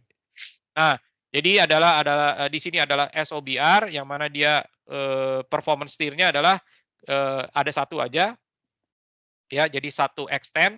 Lalu dia placement-nya itu menggunakan data locality, ya. Ini mungkin kita bisa bahas di lain kesempatan, tapi biasanya ini adalah default-nya. Saya nggak ubah-ubah lagi. Ya. Jadi saya pakai data locality, istilahnya adalah biasanya increment dan full backupnya dia akan selalu bersamaan di extend yang sama. Ya. Kemudian kita set. Nah, jadi setelah sudah di set performance tier-nya yang scale out tadi, yang lokal, maka kita extend dia ke object storage. Nah, dalam hal ini kita sudah pilih AWS S3 Object Storage, ya. Lalu kita istilahnya copy backup-annya, ya, dan juga dia move. Nah, biasanya sih kita kalau misalnya mau untuk yang tadi object storage immutable, ya karena kan ini pakai S3 ya. Nah, kalau AWS S3 ini bisa di set immutable. Oke, jadi di set immutable ini setelah di lokal ini di backup ke object storage, dia akan otomatis dalam kondisi immutable. Nah, mungkin saya mau tunjukkan sedikit mengenai dari Amazon-nya ya. Sebentar, saya selalu salah. Ini saya coba tunjukkan mana ya? Bukan yang ini, sorry. Oke, ya. Ini adalah, sorry, ini mungkin saya tunjukin ini dulu ya. Jadi kita ada link, ya. Link ini terbuka untuk umum untuk melihat apakah object storage yang kita punya itu disupport atau tidak. Nah, jadi ini nanti saya bisa provide linknya kalau Bapak Ibu tertarik ya. Jadi nanti di sini bisa dilihat bahwa, oh, kalau mau yang disupport ya dan bisa immutable, kita bisa pilih yang di cloud itu Amazon S3, ya S3 bucket. Kalau misalnya kita mau langsung bisa support tapi belum bisa immutable, itu adalah Azure Blob dan IBM Cloud Object Storage. Ya, ini tiga-tiganya Cloud Object Storage. Tapi kalau misalnya kita bilang, oh mungkin ada pilihan lain nggak? Ada pilihan lain gitu ya. Saya mau yang compatible dan bisa set immutable juga. Banyak pilihannya, Backblaze, Chef, Cloudian, Hitachi HCP Cloud Scale, Minio, Nutanix Object, Scalability Ring, Sophiron Hyperdrive, dan Zadara VPSA. Di luar dari itu masih banyak lagi ya. Mungkin memang belum bisa immutable, tapi tetap bisa kita gunakan sebagai object storage. Banyak sekali. Wow. Ya, ini Bapak Ibu nanti bisa cek sendiri ya. Kemudian ada yang compatible dan mohon maaf ini masih ada yang belum compatible nih. Jadi yang belum compatible adalah AWS Snowball, Snowcall, Snowmobile, Baidu Cloud, Google Cloud, dan Hitachi HCP 8.x. Nah, ini kisi-kisinya adalah di versi 11, nanti kita rencananya akan bisa menggunakan object storage-nya Google Cloud. Ya, ini baru rencana ya, jadi syukur-syukur ini bisa tercapai nanti di versi 11, jadi nanti dia akan pindah ke atas, seperti itu. Oke, jelas ya Bapak Ibu ya. Oke, nah jadi di S3, ini saya langsung pindah ke S3 ya, AWS S3 ya. Nah, ini adalah S3 yang saya mau tunjukkan bahwa bucket ini bisa di-set immutable. Gimana caranya? Oh, sebetulnya gampang ya Bapak Ibu ya. Jadi kalau kita sudah bikin bucketnya, maka saya coba scroll down, saya pilih bucket yang dipakai untuk demo lab tadi. Nah, ini nih ya. Ini ada dua nih, yang satu ini tidak immutable, yang satu mutable. Bedanya apa? Coba saya klik yang tidak immutable ya. Nah, ini adalah bucket tadi saya udah pilih, saya lihat properties-nya. Nah, di sini kelihatan nih Bapak Ibu bahwa objek log-nya ini tidak aktif. Jadi dia tidak immutable. Ya, saya Bapak Ibu ya. Jadi di S3 ini ada settingan supaya nanti kita bisa aktifkan objek log-nya. Kebetulan yang ini belum immutable. Saya pilih yang satu lagi ya. Nah, saya pilih yang satu lagi untuk yang immutable. Bedanya apa sih? Nah, kalau saya pilih yang immutable, di demo lab ini adalah properties. Kita lihat di bawah bahwa object log-nya sudah permanen di-enable. Wah, jadi ini bisa mencegah objek itu ter-delete. Jelas ya Bapak Ibu ya? Mungkin ada pertanyaan sejauh ini, saya nggak kelihatan chat. Jadi kalau misalnya ada pertanyaan, mungkin bisa ditanyakan dulu atau gimana sejauh ini? Oke ya? Ya, halo Pak. Ya. Halo, selamat siang. Ya, selamat siang Pak. Ya, ini dengan Rudi Pak. Mau tanya Pak, tadi yang di bagian add repository, kemudian menggunakan dedup appliance. Oke. Itu dedupnya dia kalau double gitu dia bentrok nggak sama dedupnya Vim? Oke, pertanyaan bagus Pak. Oke, mungkin itu saya langsung jawab aja ya Pak ya. Jadi kalau untuk dedup appliance itu biasanya adalah settingannya itu sudah ada ininya Pak, istilahnya beberapa settingan yang kita harus ikuti. Yang mana kalau biasanya dedup appliance, deduplication di level Vim-nya ini dibuat dedup friendly Pak. Dedup friendly, tapi compression-nya itu dimatikan. Tahu saya gitu. Jadi kalau saya balik nih, apa ya? Saya balik aja ke demo environment tadi. Nah, mungkin ini udah saya tutup dulu, saya cancel. Jadi kalau oke yes, perasaan saya ada deh backup repository yang di dedup appliers. Nah, ini store once. Oke saya edit ya Pak ya. Jadi saya properties. Jadi biasanya ini adalah kita set di sini store once ya. Kemudian di sini kita pilih ya. Kalau untuk ini saya ambil contoh aja store once ya Pak ya. Mungkin Bapak pakai yang lain nggak apa-apa gitu. Tapi ini kalau kita sudah tambahkan di sini ya, lalu kita next. Sebetulnya simpel sih. Kita tambahkan di sini sama kayak backup yang lain ya. Bedanya di sininya aja Pak. Jadi setelah kita didupnya kita tambahkan, dia harus masukkan ada IP-nya gitu ya. Lalu nanti kita ada kredensialnya untuk bisa connect ke situ dan nanti kita bisa mulai kenalkan dia di sini Pak, di backup repository sini. Nah, kalau ini sudah terpilih, maka kalau pada saat kita bikin backup job Pak, nah ini backup job, saya cari backup job yang diarahkan ke store once. Nah ini ya, saya edit. Oke. Nah, jadi di backup job ini karena settingannya ke store once, ke dedup appliance, ini nanti ada settingan khusus Pak di sini. Di storage, di advance, ya. Nah, lalu di sini kita lihat di storage. Ini dimatikan Pak dedupnya. Jadi ada best practice-nya Pak. Ini kita bisa ikuti dengan kita ada kayak white paper atau kayak semacam petunjuk gitu ya, kayak petunjuknya untuk setting yang optimal kalau kita menggunakan dedup appliance. Dan salah satunya itu adalah kita tidak aktifkan data deduplication-nya. Jelas ya Pak ya? Oh oke, siap-siap. Berarti yang ngalah dedup dari Vim-nya ya. Jadi menggunakan dedup yang dari appliance-nya gitu ya? Betul sekali Pak, betul. Oke, siap-siap. Terima kasih Pak. Ya. Nah, ini juga compression-nya kita juga bisa set dedup friendly ya. Itu juga bisa gitu. Tapi ya ini kan dibilang recommended compression level for deduplicating storage appliance. Saya nggak tahu nih kenapa dia di setnya ke optimal. Mungkin lupa kali ya diganti ke gitu. Itu aja sih Pak. Biasanya dua ini aja yang kita perlu perhatikan. Tapi tinggal diikutin aja guideline-nya karena itu semua petunjuknya jelas. Jadi pada saat kita mau arahkan ke dedup appliance, ada beberapa settingan pada saat kita bikin backup job supaya dia bisa memanfaatkan dedup appliance secara optimal. Seperti itu Pak. Oh siap-siap. Oh berarti memang ada dokumen ininya ya, ada how to-nya gitu ya dari Vim-nya ya kalau pakai appliance. Nah, jadi kalau misalnya kalau spesifik store once kita ada Vim dengan HPE. Kalau misalnya data domain, Vim dengan ya EMC data domain misalnya gitu. Ada kok. Oke, tadi saya sampai mana ya? Oh, backup ya.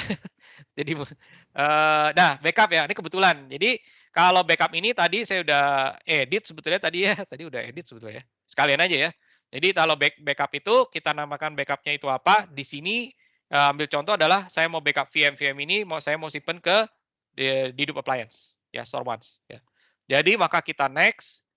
Nah, kita pilih yang mau di backup apa saja VM-nya dari vCenter yang tadi kita tambahkan tadi di awal. Nah, jadi kalau vCenter yang kita di awal sudah tambahkan, kita bisa pilih di sini ya. Ini ambil contoh aja. Jadi saya mau pilih berdasarkan VM dan template. Nah, saya pilih vCenter-nya ya. Ya, lalu saya pilih ada cluster-nya. Nah, saya bisa pilih misalnya saya mau backup ini CDP gitu, saya tambahkan gitu. Bisa. Jadi ini semudah kita tambahkan apa saja yang kita mau backup, source-nya ya, yaitu bentuknya VM. Lalu saya next. Nah, ini tadi yang mengikuti best practice saja gitu ya.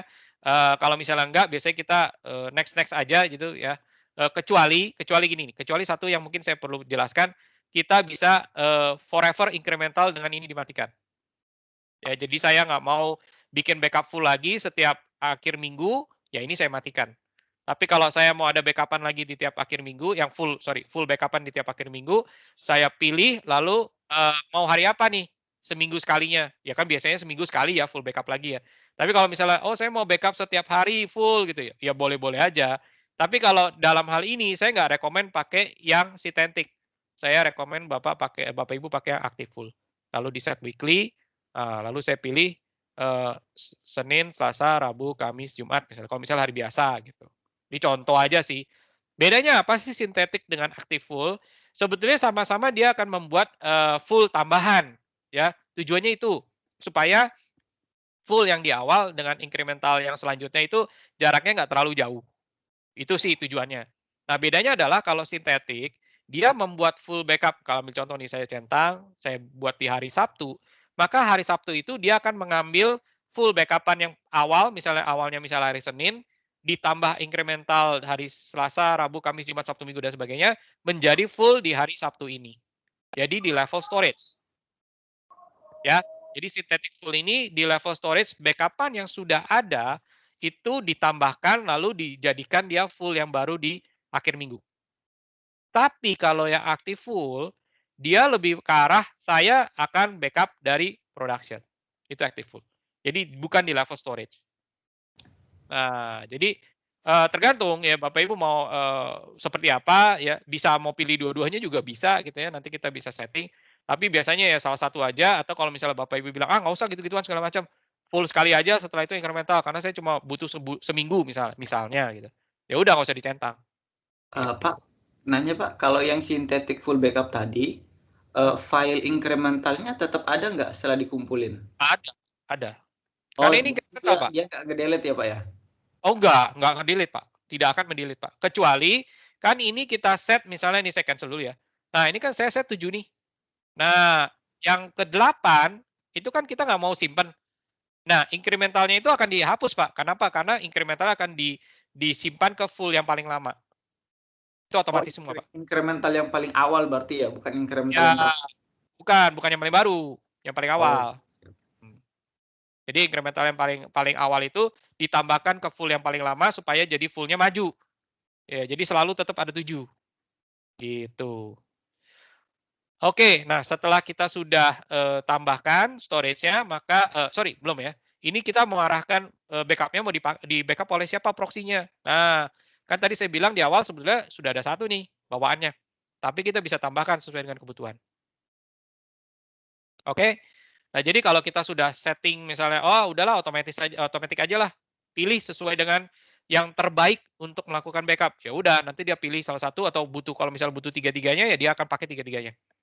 Sesimpel itu. Ya. Jadi proxy ini biasanya kita nggak ubah-ubah, otomatis aja. Kecuali kalau misalnya proxy-nya ada di multi site. Ya. Misalnya ada di Jakarta sama di Surabaya, contoh gitu ya. Nah kan kita nggak mau kalau misalnya nanti proxy-nya pakai yang di Surabaya, jauh-jauh amat gitu kan. Ya kita pilih aja yang di Jakarta doang misalnya gitu. Ya. Kecuali itu biasanya. Kalau enggak, biasanya otomatis saja cukup. Oke. Kemudian kita arahkan ya, karena kita maunya ke DDoS appliance, pilihnya ya ke SolarOne lah gitu. Ya ini kebetulan ada 1 tera. Oke, setelah Pak, kalau misalkan kita udah ngarahin proxy nih Pak, kayak di sini Bapak punya 2 kan, misalkan kita satu backup job kita cuma ngarahin satu proxy, apakah dia bisa terus proxy-nya let's say nggak bisa jalan gitu, apakah hang atau apa gitu kan, atau koneksi, apakah dia backup-nya bakal violet atau dia nyari ke proxy lain yang available? Padahal tapi posisinya dicentang satu gini Pak. Nggak bisa Pak, karena dia kalau kita hanya paksakan dia ke satu ini aja, dia nggak ada alternatif ya Pak. Makanya biasanya kita minimal 2 pilihnya, gitu. Oke. Ya, jadi tetap ada redundant-nya gitu. Itu nggak bisa diantisipasi harus diantisipasi dari awal gitu. Oh, tapi kalau misalnya kita pilih 2 gini, terus misalkan yang bermasalah di proxy 2, berarti semua job bakal lari ke proxy 1 semua? Iya, pastinya. Oke. Siap. Oke. Ya, kemudian next. Nah, apa nih? Oh, apa-apa. Ya, oke aja lah. Sorry kecepatan ya. Nah, di sini ini kebetulan kan VM-nya saya ini di sini mini Ubuntu dan Windows 2019 tidak ada application yang saya mau backup secara konsisten. Kalau misalnya ada, ini harus dicentang nih. Jadi saya centang, aplikasinya saya pilih mungkin ada SQL kah, mungkin pilihannya apa aja sih? Misalnya nih, misalnya ya, saya di Windows 2019 ini ada Exchange, contoh. Maka saya edit, ya. Nah, saya pastikan bahwa require successful processing ini terpilih.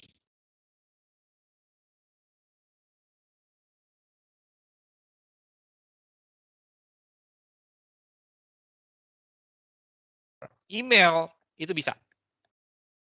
Kalau misalnya ada SQL atau ada Oracle, ini ada settingannya lagi di sini gitu ya. Sorry. Ya, kok putus? Wah. Kenapa nih? Sorry nih Bapak Ibu, kok putus ya? Kayaknya internet semua nggak apa-apa. Apa di sana yang bermasalah ya? Tadi sempat nge-freeze Pak koneksinya ke Bapak. Oke. Udah. Udah balik lagi. Mungkin dari sononya kali ya. Iya. Udah bisa lagi. Sorry, gangguan sedikit ya. Untungnya nggak permanen. Kalau permanen udah pusing dah. Ya udah, SQL, Oracle gitu ya. Nah, ini biasanya kalau SQL juga sama. Dia udah bisa langsung di backup tanpa harus pakai kredensial. Tapi kalau Oracle, dia harus ada Oracle account dengan sysdb. Nanti harus ditambahkan di sini. Oke ya. Lalu kalau ada script, pre-freeze, misalnya gini, saya punya DB2, ada misalnya ada apa namanya Sybase, butuh script, ini bisa dijalankan dulu supaya di post dulu gitu ya, supaya kita bisa backup, lalu nanti dijalankan lagi database-nya. Itu ditambahkan di sini. Jadi di luar dari SQL dan Oracle biasanya butuh script. Itu tambahkannya di sini. Oke ya. Kalau misalnya nggak pakai script, gimana? Ya nggak apa-apa, tapi nanti database-nya nggak konsisten. Itu aja sih, tapi tetap bisa di-restore secara VM gitu. Jadi kayak crash konsisten lah istilahnya gitu. Oke? Pak, tadi di bagian SQL, kalau saya nggak salah lihat, soalnya screen-nya kecepatan gitu. Itu kita bisa backup transaction log per berapa jam gitu nggak Pak? Misalnya per 4 jam sekali gitu. Bisa. Jadi pendekatan, ya jadi biasanya gini, strateginya untuk membackup VM yang ada database-nya, atau misalnya server fisik yang ada database-nya, itu juga bisa ya, pakai agent. Kita juga bisa backup SQL-nya, misalnya gini, saya backup mesinnya atau VM-nya sehari sekali. Cukup. Tapi SQL-nya, transaksinya kita backup lebih sering. Ini contohnya bisa setiap 15 menit. Jadi pada saat nanti kita restore, kita bisa replay log-nya. Tidak perlu kita backup setiap jam VM-nya. Tapi yang kita backup adalah transaction log-nya. Dan itu bisa setiap misalnya 15 menit. Gitu. Jadi secara RPO kita bisa lebih perpendek karena nggak perlu menunggu, oh ini backupan yang sehari yang lalu. Enggak gitu ya. Secara database kita bisa restore 15 menit yang lalu kondisinya. Seperti itu. Ya. Baik itu SQL maupun Oracle. Ya, di sini kita juga bisa Oracle kita backup lognya setiap 15 menit. Ya. Jadi dua database itu kita bisa support untuk transaction lognya kita backup. Oke. Oke, nah setelah ini sudah selesai, biasanya ini guest file system indexing saya biasanya nggak dipakai biasanya ya, jarang sekali pakai. Saya next aja, lalu saya schedule. Nah, schedule misalnya kita coba dulu nih, biasanya gini ya, pendekatan saya adalah pada saat kita backup lakukan pertama kali, kita buat misalnya dari dibikin misalnya kita memang mau lebih sering dari sehari sekali. Maka kita set dulu misalnya, 12 jam deh. Setiap 12 jam, bisa nggak kita backup? Ternyata backup-nya butuh waktu 13 jam. Oh ya nggak bisa. Ya, berarti misalnya kita bisa backup sehari sekali. Gitu. Tapi kalau misalnya, saya mau setiap dua kali sehari gitu ya. Ternyata backup-nya 11 jam. Oh, masih cukup. Atau misalnya backup-nya ternyata 7 jam. Kita bisa turunin jadi 8 jam. Gitu. Jadi ini memang kita harus lihat proses backup-nya ini kan ya namanya juga kalau backup filenya besar atau VM-nya besar ya pasti butuh proses waktu lebih lama, itulah. Itu udah pasti gitu.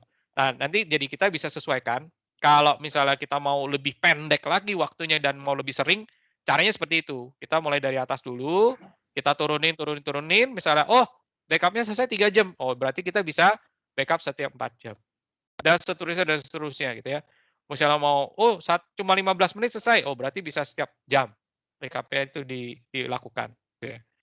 Tapi sekali lagi kalau database nggak perlu ya. Database itu misalnya cukup sekali sehari aja, nanti setiap 15 menit kita backup transaction log ya. Oke. Nah, satu lagi yang saya mau tunjukin adalah kita juga bisa memperkecualikan backup itu untuk jalan di jam tertentu. Wah, ini sangat membantu nih, misalnya jam 8 sampai jam 7 ya malam, itu saya nggak mau ada backup sama sekali jalan. Ya udah, tinggal kita deny aja dari Senin sampai Jumat, ini sama sekali tidak ada backup jalan. Misalnya ada yang lagi jalan pun, itu akan di-terminate, akan diputus. Nanti setelah lewat dari jam 7, backupnya udah schedule jalan lagi, misalnya jam 8, baru nanti dia akan jalan lagi prosesnya. Atau misalnya jam 10 atau jam setelahnya itu. Gitu. Jelas ya? Oke, setelah ini kita bisa finish ya, lalu kita jalankan. Saya cancel aja karena ini udah ada. Setelah kita sudah pernah jalankan, sukses, kita bisa lihat hasilnya. Oh, oke, ini bisa detail ya. Ini saya tunjukin dulu sebentar di sini supaya screen-nya nggak terlalu cepat. Karena tadi Bapaknya bilang kecepatan gitu ya. Nah, jadi di sini kita bisa lihat bahwa hasil backup-nya sukses ya, 100%. VM-nya dua-duanya bisa di-backup sukses ya. Lalu dia butuh waktu 5 menit, besarnya 58 giga yang diproses, yang ditransfer 21,7 giga ya. Dan ini dia backup-nya aktif full terakhir kali. Ini kelihatan nih di sini ya. Nah, jadi processing rate-nya berapa besar gitu ya. Jadi ini istilahnya berarti kalau kita bisa backup setiap 5 menit, 2 VM ini bisa kita schedule misalnya jadi setiap ya 10 menit lah gitu ya. Itu bisa. Ya, sekarang tergantung. Kalau misalnya VM-nya nggak terlalu banyak, 10 menit mungkin nggak apa-apa. Tapi kalau VM-nya banyak, bisa jadi 10 menit jalan, yang VM yang lain jadi rebutan resource. Nah, jadi itu juga mesti dilihat gitu ya. Kalau load-nya sudah tinggi, biasanya kita juga jangan paksakan dia di backup terlalu sering juga.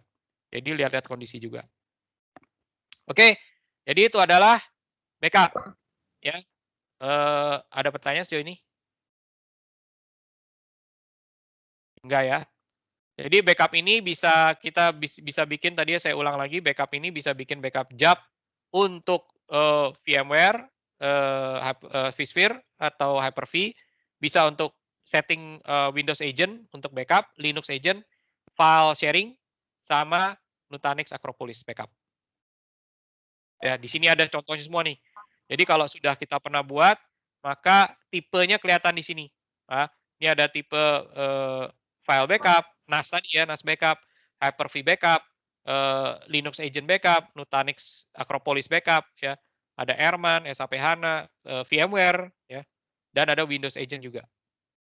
Jadi contohnya di sini udah ada semua, gitu ya. Jadi ini nanti tinggal di schedule aja, dijalanin, ya bisa jadi ada yang fail. Saya juga nggak tahu nih kenapa fail, gitu ya. Tapi ya semoga banyakkan suksesnya gitu ya. Kalau banyakkan fail-nya, wah ini mesti dipertanyakan nih. Apa yang menjadi penyebabnya gitu. Contoh, nih contoh misalnya. Oh ini kayaknya karena Sure Backup ya. Oh, Sure Backup bukan. Linux lah, Linux Agent. Oh ini di fail nih, kenapa nih? Ini misalnya, oh dia nggak bisa create volume snapshot. Tidak bisa take volume snapshot. Ya, jadi kayaknya nih CentOS 8-nya ada masalahnya kayaknya di source-nya gitu. Jadi dia nggak bisa register character device-nya untuk vmsnap kernel module. Nah, ini contoh aja yang fail itu kenapa gitu. Tapi ya kita harapkan semuanya sukses. Pak, nanya Oke ya. Pak. Sorry ya Pak, kalau banyak nanya nih, takutnya Boleh, jadi apa-apa. Ada kayak ngaruh nggak ya, misalkan kita bikin grouping backup job ini, misalkan kita punya 3 ESXi gitu, terus isinya tuh beda-beda. Apakah ada ngaruh terhadap mungkin kecepatan waktu backupnya, misalkan untuk yang host 1 dikumpulin di host 1 semua gitu, atau kalau misalkan antara hostnya itu digabung, atau mungkin antara level OS-nya, misalkan yang Windows semua gitu, yang Linux semua gitu, itu berpengaruh nggak sih Pak kalau pakai VM ini, atau sama sekali nggak ngaruh yang kayak gitu, yang penting dia VM mau sekian banyak dihajar pasti waktunya sekian waktu backupnya? Sebetulnya yang terakhir itu sebetulnya secara garis besar seperti itu sih Pak biasanya. Jadi kita misalnya gini, saya ada 100 VM contoh dari 3 ESX itu. Ya biasanya biar sama rata kita bagi aja misalnya 33, 34 misalnya gitu. dibagi rata ke 3 job.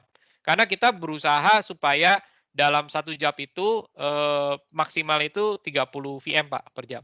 Contoh gitu. Tapi kalau misal Bapak bilang, oh saya di 3 ESX ini cuma punya 30, ya udah bisa dibagi 2 misal 15-15 gitu.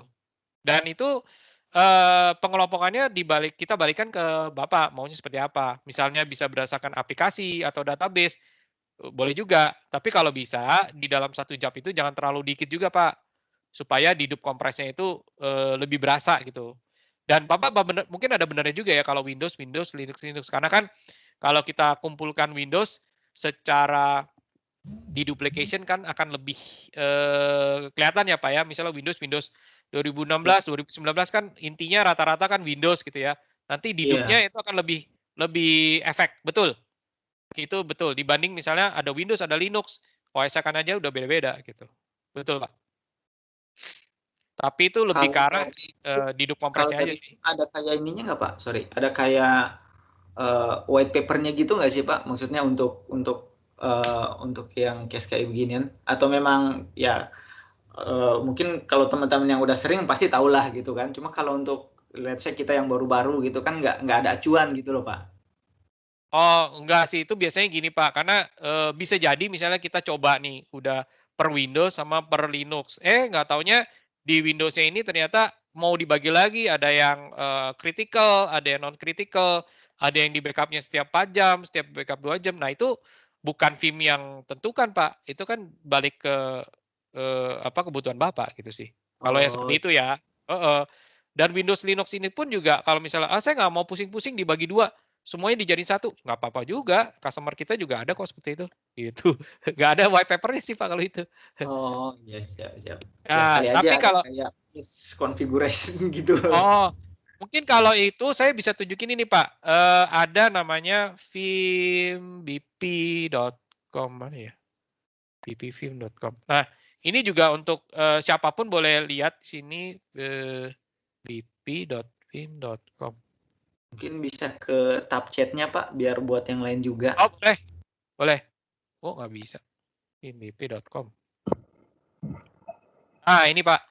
Jadi, Bapak Ibu sekalian, kalau misalnya saya mau tahu best practice-nya VIM seperti apa ya, tadi mungkin Bapak tanyakan ya, mau dikelompokkan seperti apa. Nah, ini ada best practice di sini gitu ya. Jadi kita ke best practice ini ada untuk yang VBR sama ada untuk yang Office 365. Tapi kan kita bahas yang hari ini yang ini ya. Jadi kita ke VIM BP 2020. Nah, kita ada assessment, lalu kita mau assess kumpulin dulu sebelum kita implementasi, lalu ada desainnya juga. Backup server ini mestinya berapa memorinya, ya, proxy-nya desainnya seperti apa, ini ada semua di sini gitu. Nah, setelah kita udah desain, tentunya nanti kita mau lakukan yang namanya build. Nah, jadi build ini infrastrukturnya nanti mau lebih spesifiknya seperti apa, gitu ya. Lalu kemudian kita juga bisa terakhir adalah operate ya sebelum kita secure. Nah, backup job-nya secara general gimana? Dia akan kasih tahu nih kalau bisa jangan job-nya di chain terlalu banyak misalnya gitu. Itu sudah ada load balance, jadi kita nggak usah terlalu khawatir misalnya VM-nya itu nanti istilahnya harus dikelompokkan seperti apa gitu, nggak masalah gitu. Pokoknya dibilang jangan sampai terlalu banyak job juga gitu yang dia disk-nya sama. Ini tinggal dibaca aja di sini ya. Saya tulis di chat sebentar. vimbp.com. Kok chatnya mana ya? Bentar, Pak.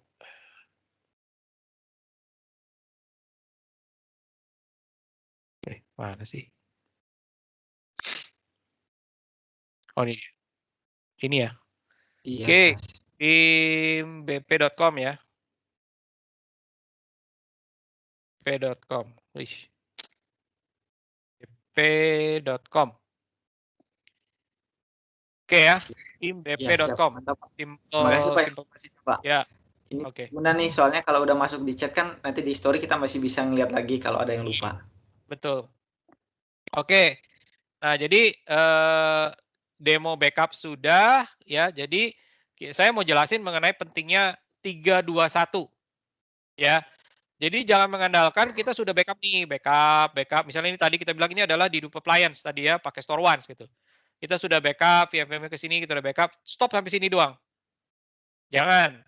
Di Vim ada namanya backup copy. Itu fitur sudah include, mohon dimanfaatkan. ya. Tentunya ini mungkin bagi kita ada minusnya. Wah, saya mesti invest lagi storage. Ya iya sih gitu ya, tapi kan ini storage-nya nggak harus sama dengan yang ini. Misalnya nih kita beli pakai Store Once gitu ya, ya harganya lumayan kan ya, jujur aja gitu ya. Ini misalnya, wah saya mau backup ke offsite, ya memang memang dianjurkan gitu ya kita punya backup offsite. Udah saya pakai misalnya, sorry ya misalnya sebut brand gitu, misalnya pakai QNAP aja, boleh ya. Jadi kan bisa bisa beda brand gitu ya dan nggak harus semuanya juga kita copy sih. Kalau misalnya kita bilang, "Ah, saya mau copy tapi yang penting-penting aja." Monggo. Pokoknya kita jangan mengandalkan hanya yang backup-an lokal. Itu sih tujuannya. Nah, analoginya seperti ini, Bapak Ibu ya. Jadi kita sudah ada ini kita nggak ngomong istilahnya tadi ya VMware kalau enggak. Ini kita bilang aja kita punya notebook pribadi atau punya mesin atau desktop pribadi di rumah. Kebetulan saya pakai Apple misalnya gitu ya. Nah, jadi kita udah punya koleksi yang berharga buat kita. Kebetulan yang berharga itu misalnya ada foto-foto gitu ya. Nah, ini foto yang aneh-aneh gitu ya. Yang yang intinya adalah ini buat kita itu sangat berharga. Intinya seperti itu, ya. Nah, ini kan kita sudah simpan di sini lokal, oke. Nah, kita pinter nih gitu ya, kita sudah paham pentingnya kita backup. Oke, kita backup ke external hard disk. Nah, ternyata crash komputernya karena ada dinosaur ya atau virus gitu ya, menghancurkan istilahnya isi yang ada di desktop tersebut gitu.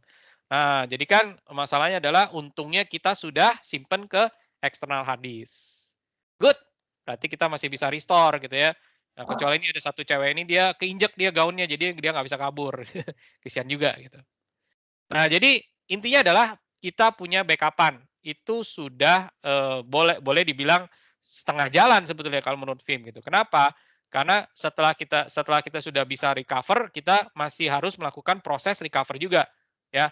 Yang mana ini nanti ya mesti kita sediakan juga tempat untuk membalikan apa yang kita sudah backup. Oke. Nah, nggak stop sampai di situ juga ya. Si Bieber bilang, "Wah, bagus nih. Solusinya sudah oke," gitu ya. Jadi dia pun senang kita sudah mengikuti best practice. Kita tidak hanya production aja tapi kita sudah backup, ya. Nah, masalahnya kalau misalnya ini kita sudah backup ke hard disk, lalu hard disk-nya kita simpan di rumah, rumahnya ternyata apa? Kebakaran. Nah, backup-annya juga ikut apa? Ya ikut angus, ya. Ya amit-amit jangan sampai terjadi ya Bapak Ibu ya, ini contoh aja gitu ya. Wah, berarti kopinya juga hilang, production-nya hancur, desktop-nya hancur, eksternal hard disk-nya juga ikut hancur karena kebakar. Wah, ini si Kanye West dia nggak suka gitu, dia kasih tanda jempol ke bawah gitu. Nah, jadi ini hal yang perlu kita juga kadang-kadang tidak kita pikirkan gitu ya, karena kita rasa, "Oh, kita udah backup kok, udah cukup." Nah, masalahnya backup-nya itu disimpan di lokal doang. Nah, maka di sini tim menganjurkan kita bisa memenuhi aturan main 321, di mana ada 3 kopinya, 3 kopi itu ada di 2 media yang berbeda, dan 1 itu mesti offsite. Jadi walaupun kita sudah backup secara lokal ke external hard disk, kita juga ada backup-an di offsite. Nah, dalam hal ini kita backup-nya ke OneDrive. Contoh ya, OneDrive ini bisa yang lain terserah lah mau pakai Google Drive, mau pakai apa. Intinya adalah ada satu ini yang offsite. Oke, jelas ya Bapak Ibu ya. Jadi ini yang kita rasa biasanya memang ada beban lagi untuk menyediakan storage tambahan. Tapi ini adalah semacam kayak asuransi kalau sampai terjadi sesuatu kita masih bisa restore walaupun di lokal benar-benar hancur semua.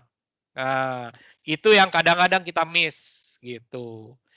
Nah, kalau sudah seperti ini si Rambo pun juga dia senang sama kita, dia kasih jempol 2. Ya, jadi semoga kita bisa mengikuti best practice tersebut. Oke. Nah, jadi di sini kalau kita balik lagi ke topologinya, saya bisa jelaskan bahwa untuk bisa memenuhi aturan main 321 ini ada 4 cara. Oke. Yang pertama, kalau Bapak Ibu masih old fashion dan merasa tape itu juga cara yang paling mudah, betul. Jadi di Vim ini masih sudah support dan masih support tape gitu ya. Kita tidak akan pernah menghilangkan support terhadap tape. Yang mana setelah kita sudah backup ke scale out backup repository tadi lokal ini, kita backup ke tape. Ya, jadi disk to tape. Dan ini nggak hanya berlaku untuk VM ya. Mau ada notebook, mau ada server fisik ya. Kita mau backup dulu ke scale out backup repository, kita centralize lah gitu ya. Jadi kita pusatkan semua backup-nya di sini boleh, atau kalau kita mau bikin beberapa scale out backup repository juga boleh gitu ya. Nah, intinya adalah setelah kita sudah backup lokal, kita simpan ke tape, lalu tape-nya disimpan di offsite. Jangan disimpan di lokal ya, sama aja bohong gitu. Kalau nanti di lokal kenapa-napa, ya tape-nya juga ikutan nggak bisa di-restore gitu, kayak tadi analogi tadi gitu ya. Nah, yang kedua adalah selain kita bisa ke tape, kita bisa backup copy. Yang tadi itu ya, jadi backup copy dari storage A ke storage B, tapi storage B-nya ini di offsite. Ya, tentunya di sini ada bandwidth yang perlu kita cek juga. Keburu nggak misalnya kita mau backup copy misalnya dalam semalam. Nah, kalau keburu nggak apa-apa. Tapi kalau misalnya butuh berhari-hari, bisa jadi mungkin lebih efisien pakai tape misalnya gitu ya. Ya kita ada caranya lah, maksudnya pilihannya banyak gitu ya. Yang ketiga adalah kita juga bisa langganan cloud repository. Nah, kita kerjasama dengan beberapa cloud provider di Indonesia, yang mana mereka sudah sediakan storage-nya, kita tinggal sewa storage aja. Jadi dia lebih ke arah OPEX. Kita cuma tinggal sewa storage, jadi backupan offsite-nya kita bisa terpenuhi. Nah, ini biasanya lebih murah nih daripada ini. Kenapa? Nggak perlu invest storage, ya. Terus kalau misalnya tape kan juga mesti di-manage tape-nya. Tape-nya ada misalnya ada, kalau masih dikit sih nggak apa-apa ya. Tapi kalau misalnya tape-nya ada ratusan, bagaimana itu manage-nya di offsite, ya kan? Nah, kalau pilihan ini juga adalah kita bisa ke cloud repository. Atau di versi 10 ini kita juga support object storage, baik itu on-prem atau yang di cloud object storage. Cuman saya nggak menganjurkan yang di on-prem. Kenapa? Ya sama aja bohong gitu ya. Kalau kita taruh di lokal, dia di lokal kenapa-napa juga, backup-nya itu ikutan nggak bisa diakses. Maka kita anjurkan entah di object storage-nya kita taruh di offsite atau kita pakai cloud object storage. Seperti tadi yang sudah saya demokan, kita bisa ke S3, ya, lalu S3-nya ini kita bisa set immutable. Jelas ya Bapak Ibu ya? Jadi 4 cara itu. Oke, ini yang keempat. Oke. 321 tadi saya sudah demokan ya. Nggak apa-apa, saya coba balik lagi ke sini, singkat aja. Jadi setelah saya sudah backup, ya, saya bisa, oh belum ya, backup, lalu saya bisa backup copy. Nah, jadi ini firmware backup ini, ya, saya edit. Nah, jadi di sini diedit bahwa saya membackup dari backupan Microsoft SQL, saya backup targetnya ke cloud repository. Ya, ini contohnya backup kopinya ke sini. Tapi sebetulnya kalau saya nggak mau backup ke situ, saya bisa ke offsite storage. Misalnya ada storage di DR gitu, boleh, ya. Dan ini bisa kita set GFS. Apa itu maksudnya GFS? Grandfather, father, son. Saya mau ada backupan mingguannya di DR, bulanannya, tahunannya, otomatis terbentuk. Nah, jadi backup copy kita bisa set seperti ini.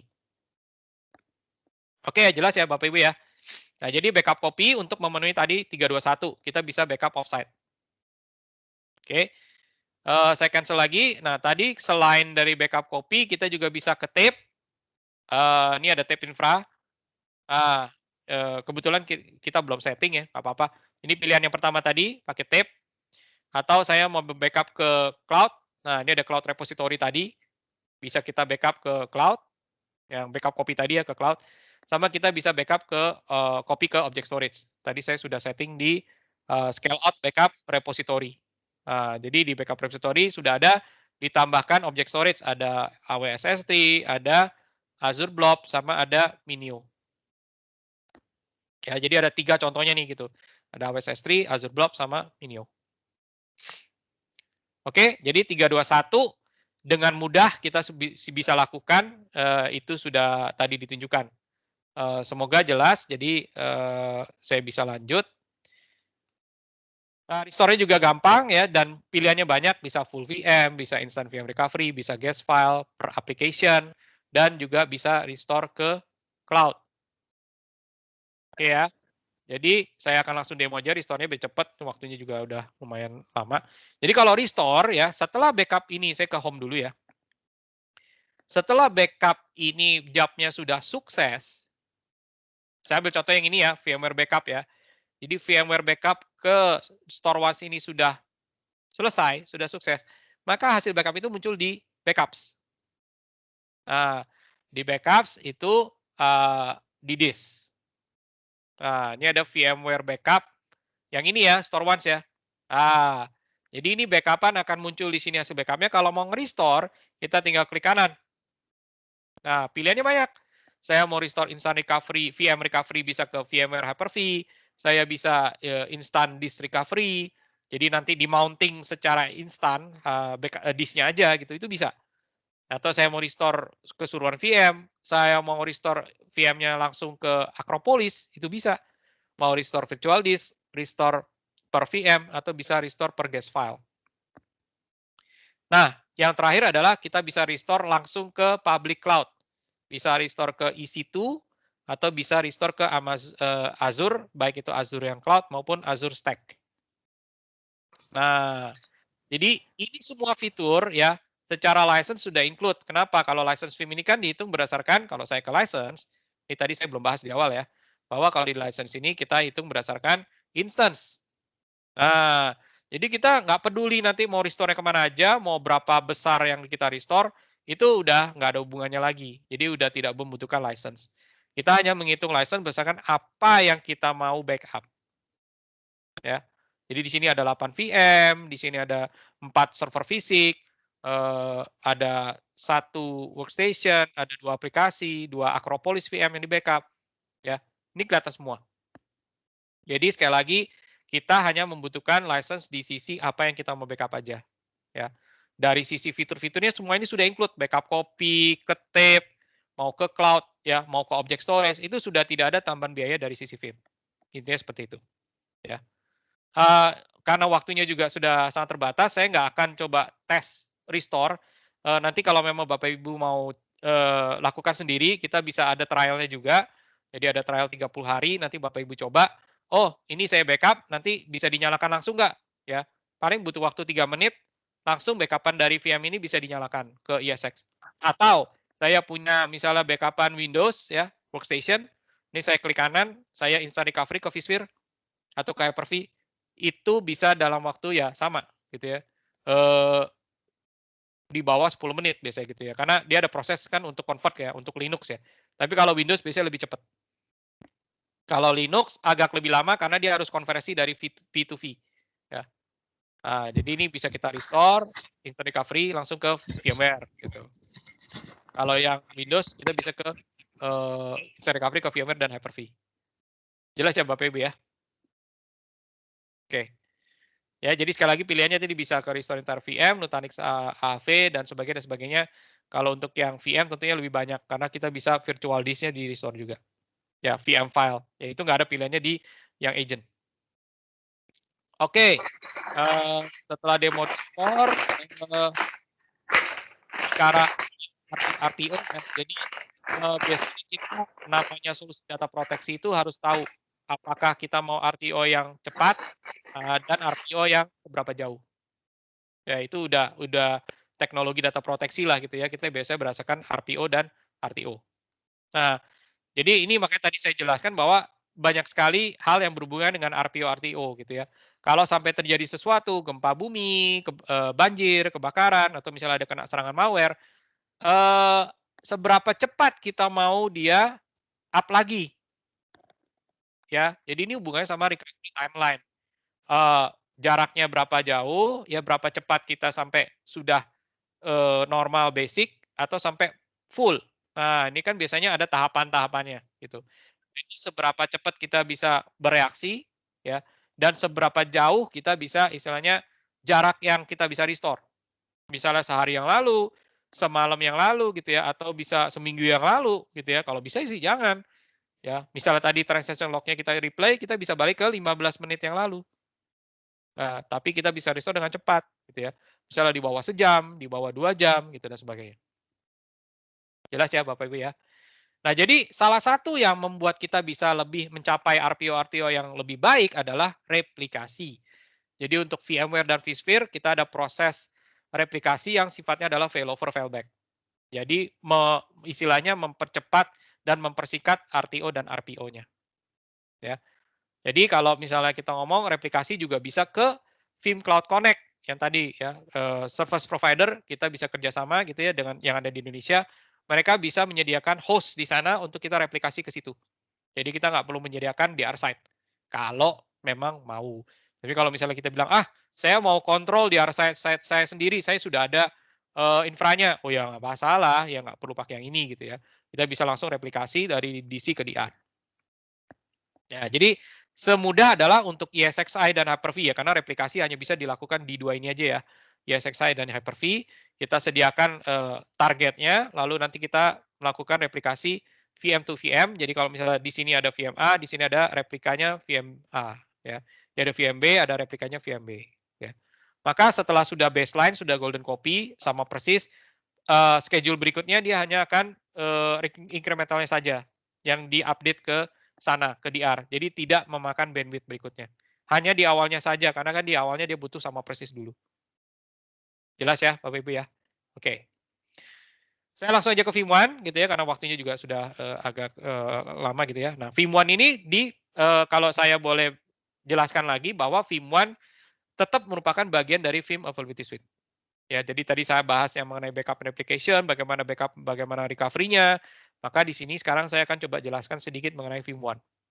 Jadi Vim1 ini lebih ke arah monitoring, reporting untuk virtual, cloud maupun fisiknya. Nah, jadi ini juga ada sejarahnya ya. Jadi sama ya, Vim Backup and Replication dan Vim1 itu ya sejarahnya berasal dari pertama kali dirilis itu tahun 2008. Ya. Nah, kemudian namanya itu sebetulnya dulunya bukan Vim1. Menariknya di situ gitu ya. Baru sejak tahun 2012 waktu versi 6 itu dirilis, maka berubah nama ya menjadi Vim1 ya sampai sekarang ya sampai versi 10. Oke. Jadi di versi 10 yang baru apa sih di Vim1? Kita bisa monitoring dan reporting NAS backup sama ada monitoring backupan dari Nutanix Acropolis. Ya, itu di versi 10. Nah, jadi Vim1 ini apa sih? Vim1 ini ada proses monitoring analitik. Jadi dia bisa menganalisa workload-nya dan bisa memonitor apakah prosesnya ada backup yang gagal, ada yang berhasil secara real time 24/7 ya. Reporting-nya juga bisa ada gitu. Jadi kita bisa melakukan atau membuat report berdasarkan misalnya suatu saat saya mau di-print ditunjukkan ke saya backupan dari tape misalnya gitu dari bulan Agustus sampai sekarang. Ya udah, tinggal create report-nya aja. Nah, nanti muncul gitu. Jadi ini tools yang benar-benar sangat membantu kita untuk sehari-hariannya. Dan report ini juga bisa untuk production ya. Dalam arti kata untuk VMware dan Hyper-V itu bisa ada reportnya juga untuk production. Oke, saya langsung aja biar nggak tahu panjang lebar. Jadi intinya Vim1 ini bisa untuk memonitor real time 24/7, ada alertnya juga, ada resource optimization, ada configuration tracking, capacity planning, jadi kita bisa melakukan forecasting gitu ya, trending gitu ya. Jadi kalau misalnya kita prosesnya sekarang misalnya storage-nya backup-nya pakai 10 giga, kalau trennya sama terus, kira-kira habisnya kapan? Oh, misalnya masih 2 tahun lagi gitu. Nah, itu kita bisa melakukan capacity planning. Ya. Atau data store dari production, sekarang sudah sekian, berapa lama lagi habis. Nah, itu kita juga bisa melakukan capacity planning. Lalu ada chargeback dan billing, mungkin yang ada private cloud, kita juga bisa gitu ya, melakukan hal tersebut. Dan juga ada intelligent diagnostic dan automation untuk backup replication, agent, vSphere, vCloud Director, Hyper-V, dan Acropolis. Oke. Nah, jadi kalau monitoring, ini bentuknya seperti ini Bapak Ibu ya. Nanti saya ada demonya supaya lebih jelas juga ya, bahwa nanti ini tampilannya gitu ada host state, data store state, VM state untuk infra. Ya, jadi di sini ada pilihannya nih. Infrastruktur itu untuk VMware dan Hyper-V, saya bisa lihat kondisi dari server-servernya. Ya, termasuk juga di dalam hostnya ini ada VM-VM-nya. Ada yang error, ada yang warning, itu kelihatan semua di sini. Alarmnya itu apa aja yang pernah ke-trigger, ya itu kelihatan semua di sini. Bahkan kita bisa investigasi problem yang ada di dalam guest OS-nya. Oke, itu Vim1 yang monitor infra. Tapi selain infra, kita juga ada yang data protection. Ya, jadi nanti kelihatan backup job mana yang berhasil, mana yang gagal, mana yang warning, replication mana yang warning, fail, gagal, dan sebagainya. Lalu repository server yang pemakaian storage-nya paling tinggi, yang paling rendah. Lalu proxy server ini yang proses disknya paling istilahnya paling sibuk, mana yang paling senggang, itu kelihatan semua di sini. Ya. Nah, jadi kaitan antara Vim Backup Server dengan Vim1 ini erat. Kenapa? Karena mereka saling update. Kalau ternyata ada alarm muncul di backup server, dia akan kirim lognya ke Vim1. Maka Vim1 akan cek lognya, lalu dia akan coba kirim signature, ya. Dia akan minta signature ke supportnya Vim, lalu support Vim ini akan cek di KB-nya. Oh, kalau KB-nya ada yang cocok, dia akan kembalikan signature-nya untuk bisa melakukan remediasi. Nah, remediasi ini bisa kita set otomatis atau bisa berdasarkan approval, ya. Jadi kalau misalnya kita bilang, oh ini ada masalah nih, ya ternyata masalahnya sudah pernah terjadi, KB-nya sudah ada.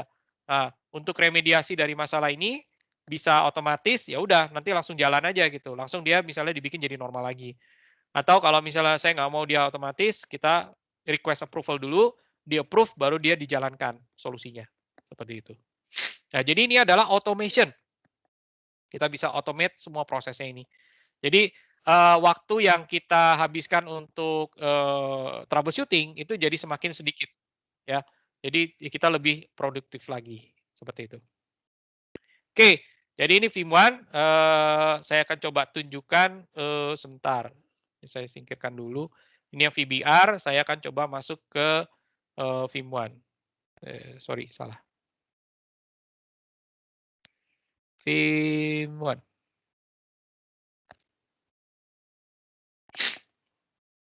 Oke, nah Vim1 ini adalah demo sebetulnya yang terakhir ya, sebelum nanti kita bahas terakhir adalah license ya. Jadi Vim1 ini kita ada monitoring dan ada reporting. Jadi ini juga sama, kita install kalau bisa di Windows Server, tapi Windows 10 atau Windows 7 juga boleh. Ya. Jadi ini biasanya terpisah dari Vim Backup Server, biasanya. Walaupun kalau misalnya environment yang nggak terlalu besar, masih bisa dijadiin satu. Ya. Tapi biasanya kita pisah, ada Vim Backup Server, ada Vim1 server seperti itu. Nah, jadi kalau Vim1 monitor kita buka aja, kita mau lihat seperti apa bentuknya.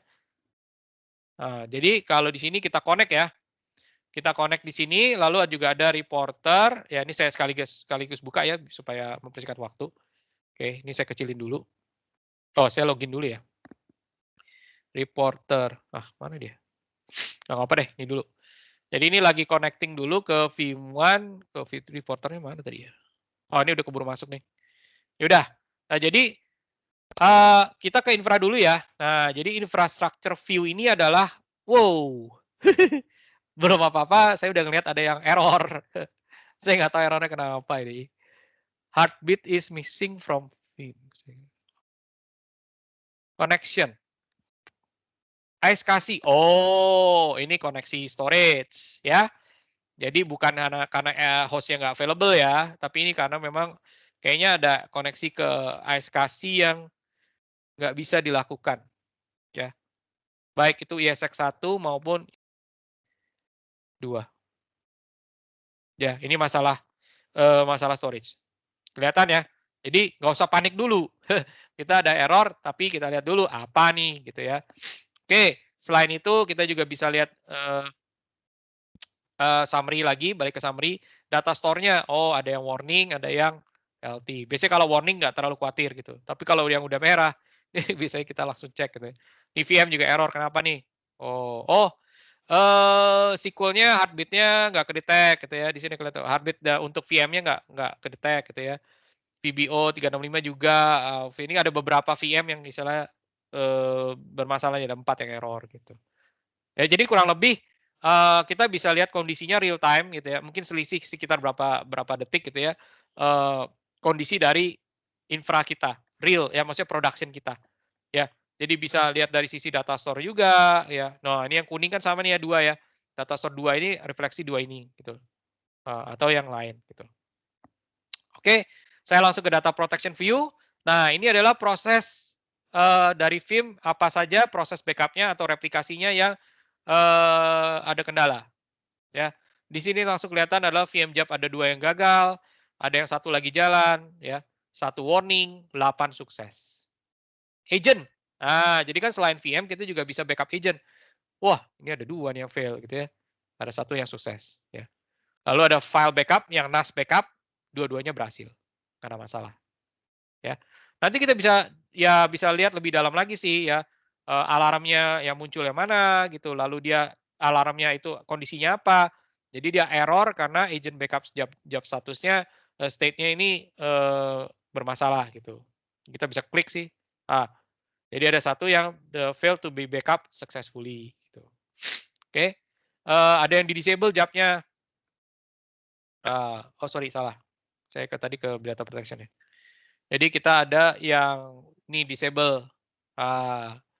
Ternyata ini di disable nih gitu. Dia langsung ada warning di sini gitu ya. Dan sebagainya ya. Dan nanti Bapak Ibu bisa explore sendiri bahwa VIM1 ini bisa sangat membantu kita untuk kondisinya ini secara infra ataupun data proteksi ada yang isu nggak gitu. Dan kalau misalnya ada isu kita juga bisa yang tadi saya bilang bisa remediasi. Contoh gitu ya. Saya bisa melakukan power on secara otomatis. Jadi saya pilih VMware ya. Lalu saya pilih yang power. Oke, nah VM power status gitu ya.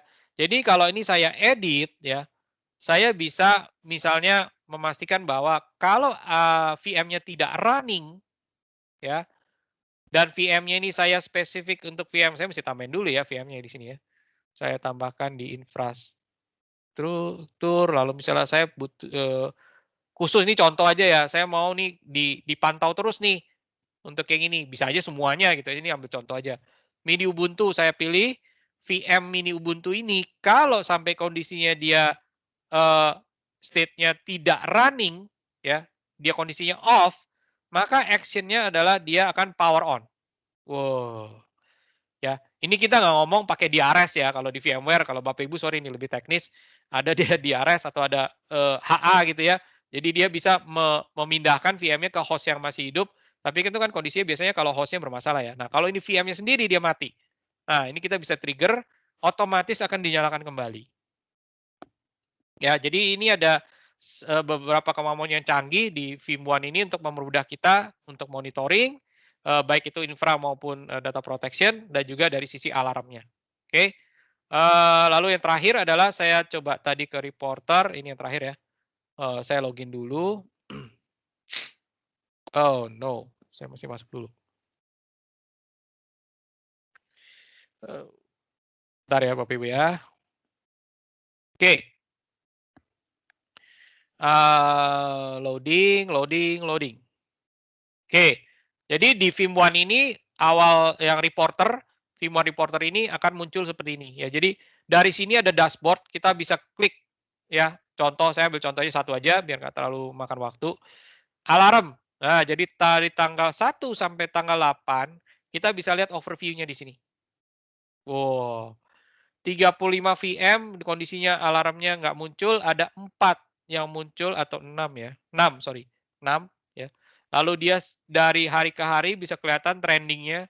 Wih. Top isunya apa? Ya. VM total disk latency paling sering. Wah, ini berarti data store-nya kayaknya udah kewalahan gitu ya. Dia kelihatan di sini gitu. Jadi kita bisa istilahnya melihat kondisinya semua di sini ya. Top VM-nya mana yang warning, error-nya paling banyak dari yang mana gitu ya.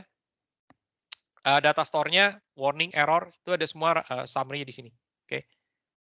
Oke. Lalu kita ke report ya, report. Nah, ini report biasanya kita yang lebih tertarik gitu ya. Saya mau bikin report berdasarkan apa nih? Bapak Ibu ada contoh nggak mau apa nih? Ya. Misalnya apa? Capacity planning lah.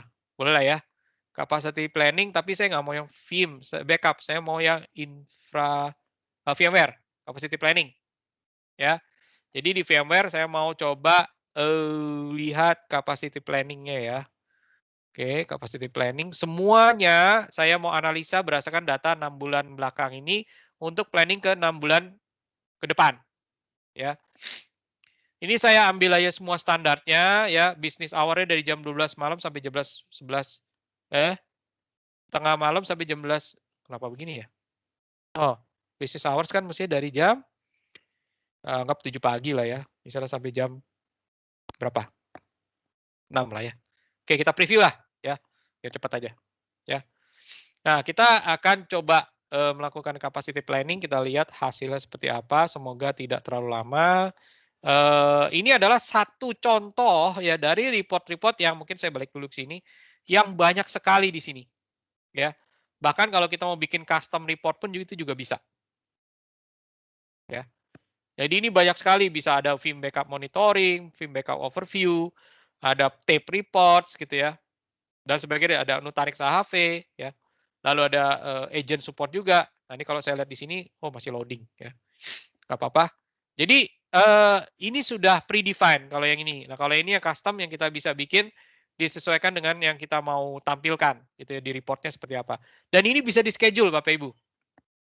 Jadi kalau misalnya saya mau bikin billing setiap akhir bulan, nanti kita bisa schedulekan Pak, Bu, gitu ya. Tahu ini udah selesai belum? Wah, kayaknya bakal lama nih, karena dia analisa sampai 6 bulan ke belakang, kayaknya kelamaan nih saya pilih. Ya udah nggak apa deh, ini nanti bisa ditunjukkan. Karena memang kalau reportnya dia range-nya terlalu besar, terlalu jauh, pastinya dia butuh waktu. Ya, karena dia harus ngelihat dulu ke belakang, lalu dia analisa ke depan gitu. Ya nggak apa-apa. Jadi sementara seperti dulu, karena mungkin kita juga nggak mungkin nunggu ini ya. Mungkin ini bisa beberapa menit sih gitu. Ya nggak jam-jaman sih, tapi biasanya 10 menit, 12 menit. Terlalu lama lah buat kita nunggu gitu. Tapi ini hanya lebih ke arah menunjukkan bahwa report ini juga kita bisa pakai dan kita bisa schedule untuk di-create misalnya setiap akhir bulan gitu ya, atau setiap akhir minggu, ya seperti itu. Oke, itu adalah demo Vim1, udah mau jam berapa nih ya? Setengah 12 ya. Jadi licensing dari Vim sebelum saya akhiri, bahwa licensing Vim ini juga sangat simpel Bapak Ibu ya. Kita mengandalkan yang namanya Vim Universal License.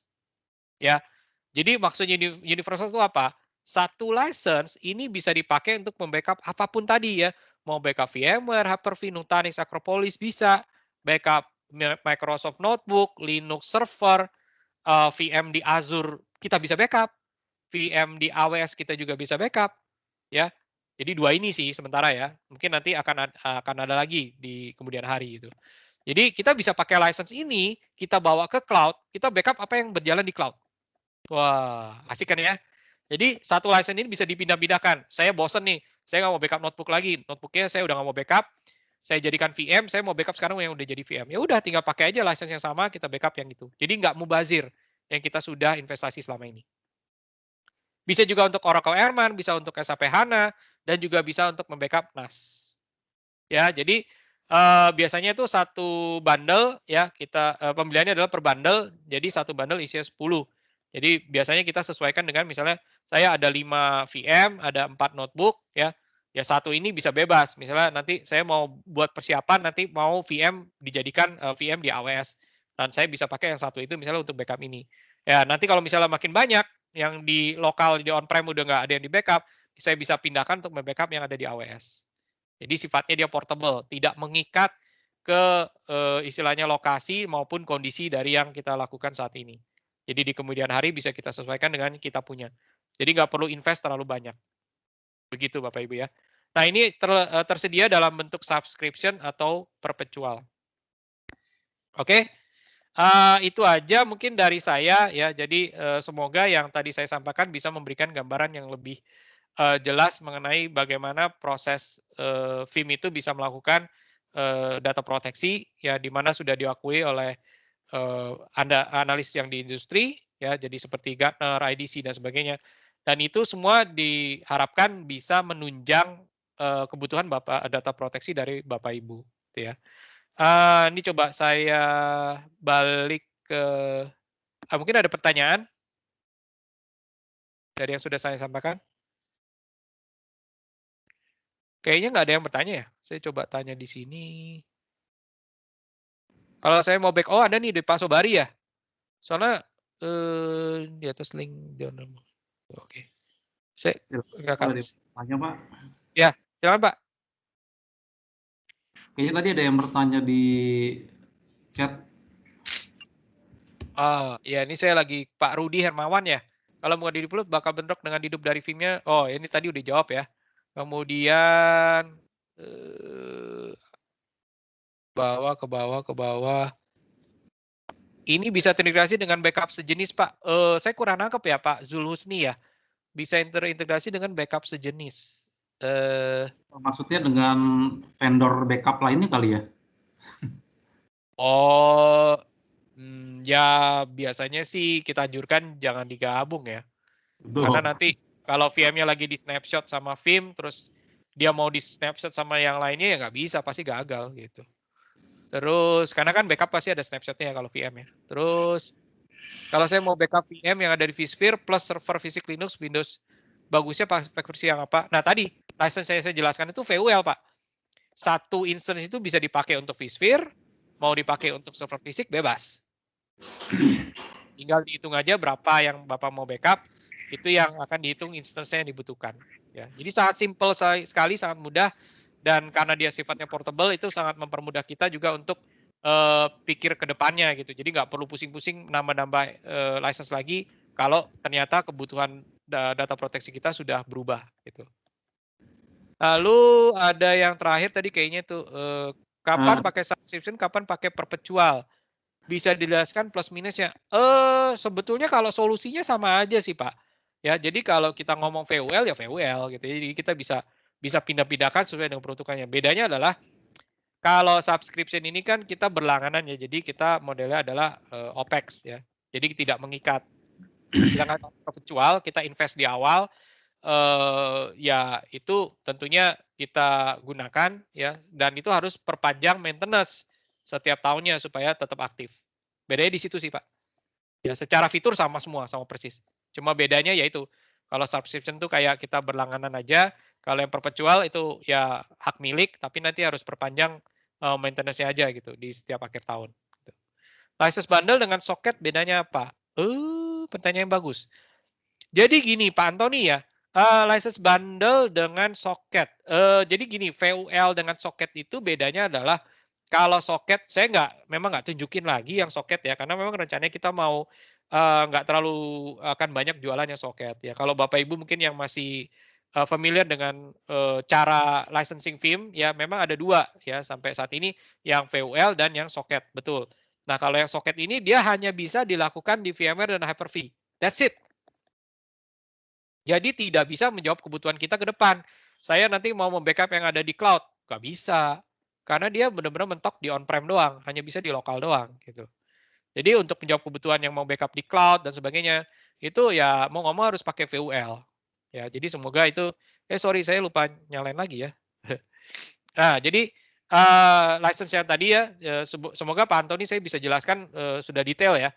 Jadi kalau kita sih memang arahnya ke VUL karena sangat fleksibel, dan fleksibel itu yang kita harapkan bisa Bapak Ibu manfaatkan ya. Jadi tidak terikat lagi dengan hanya VMware dan Hyper-V. Ya. Jika penggunaan sudah melebihi lisensi Pak Novianto ya, apa yang akan terjadi? Apakah akan melock secara otomatis atau ada semacam notifikasi terdahulu? Pertanyaannya bagus Pak. Jadi pasti ada notifikasi dahulu dan kita kasih buffer. Dia ada mentok hard limitnya itu di 10%.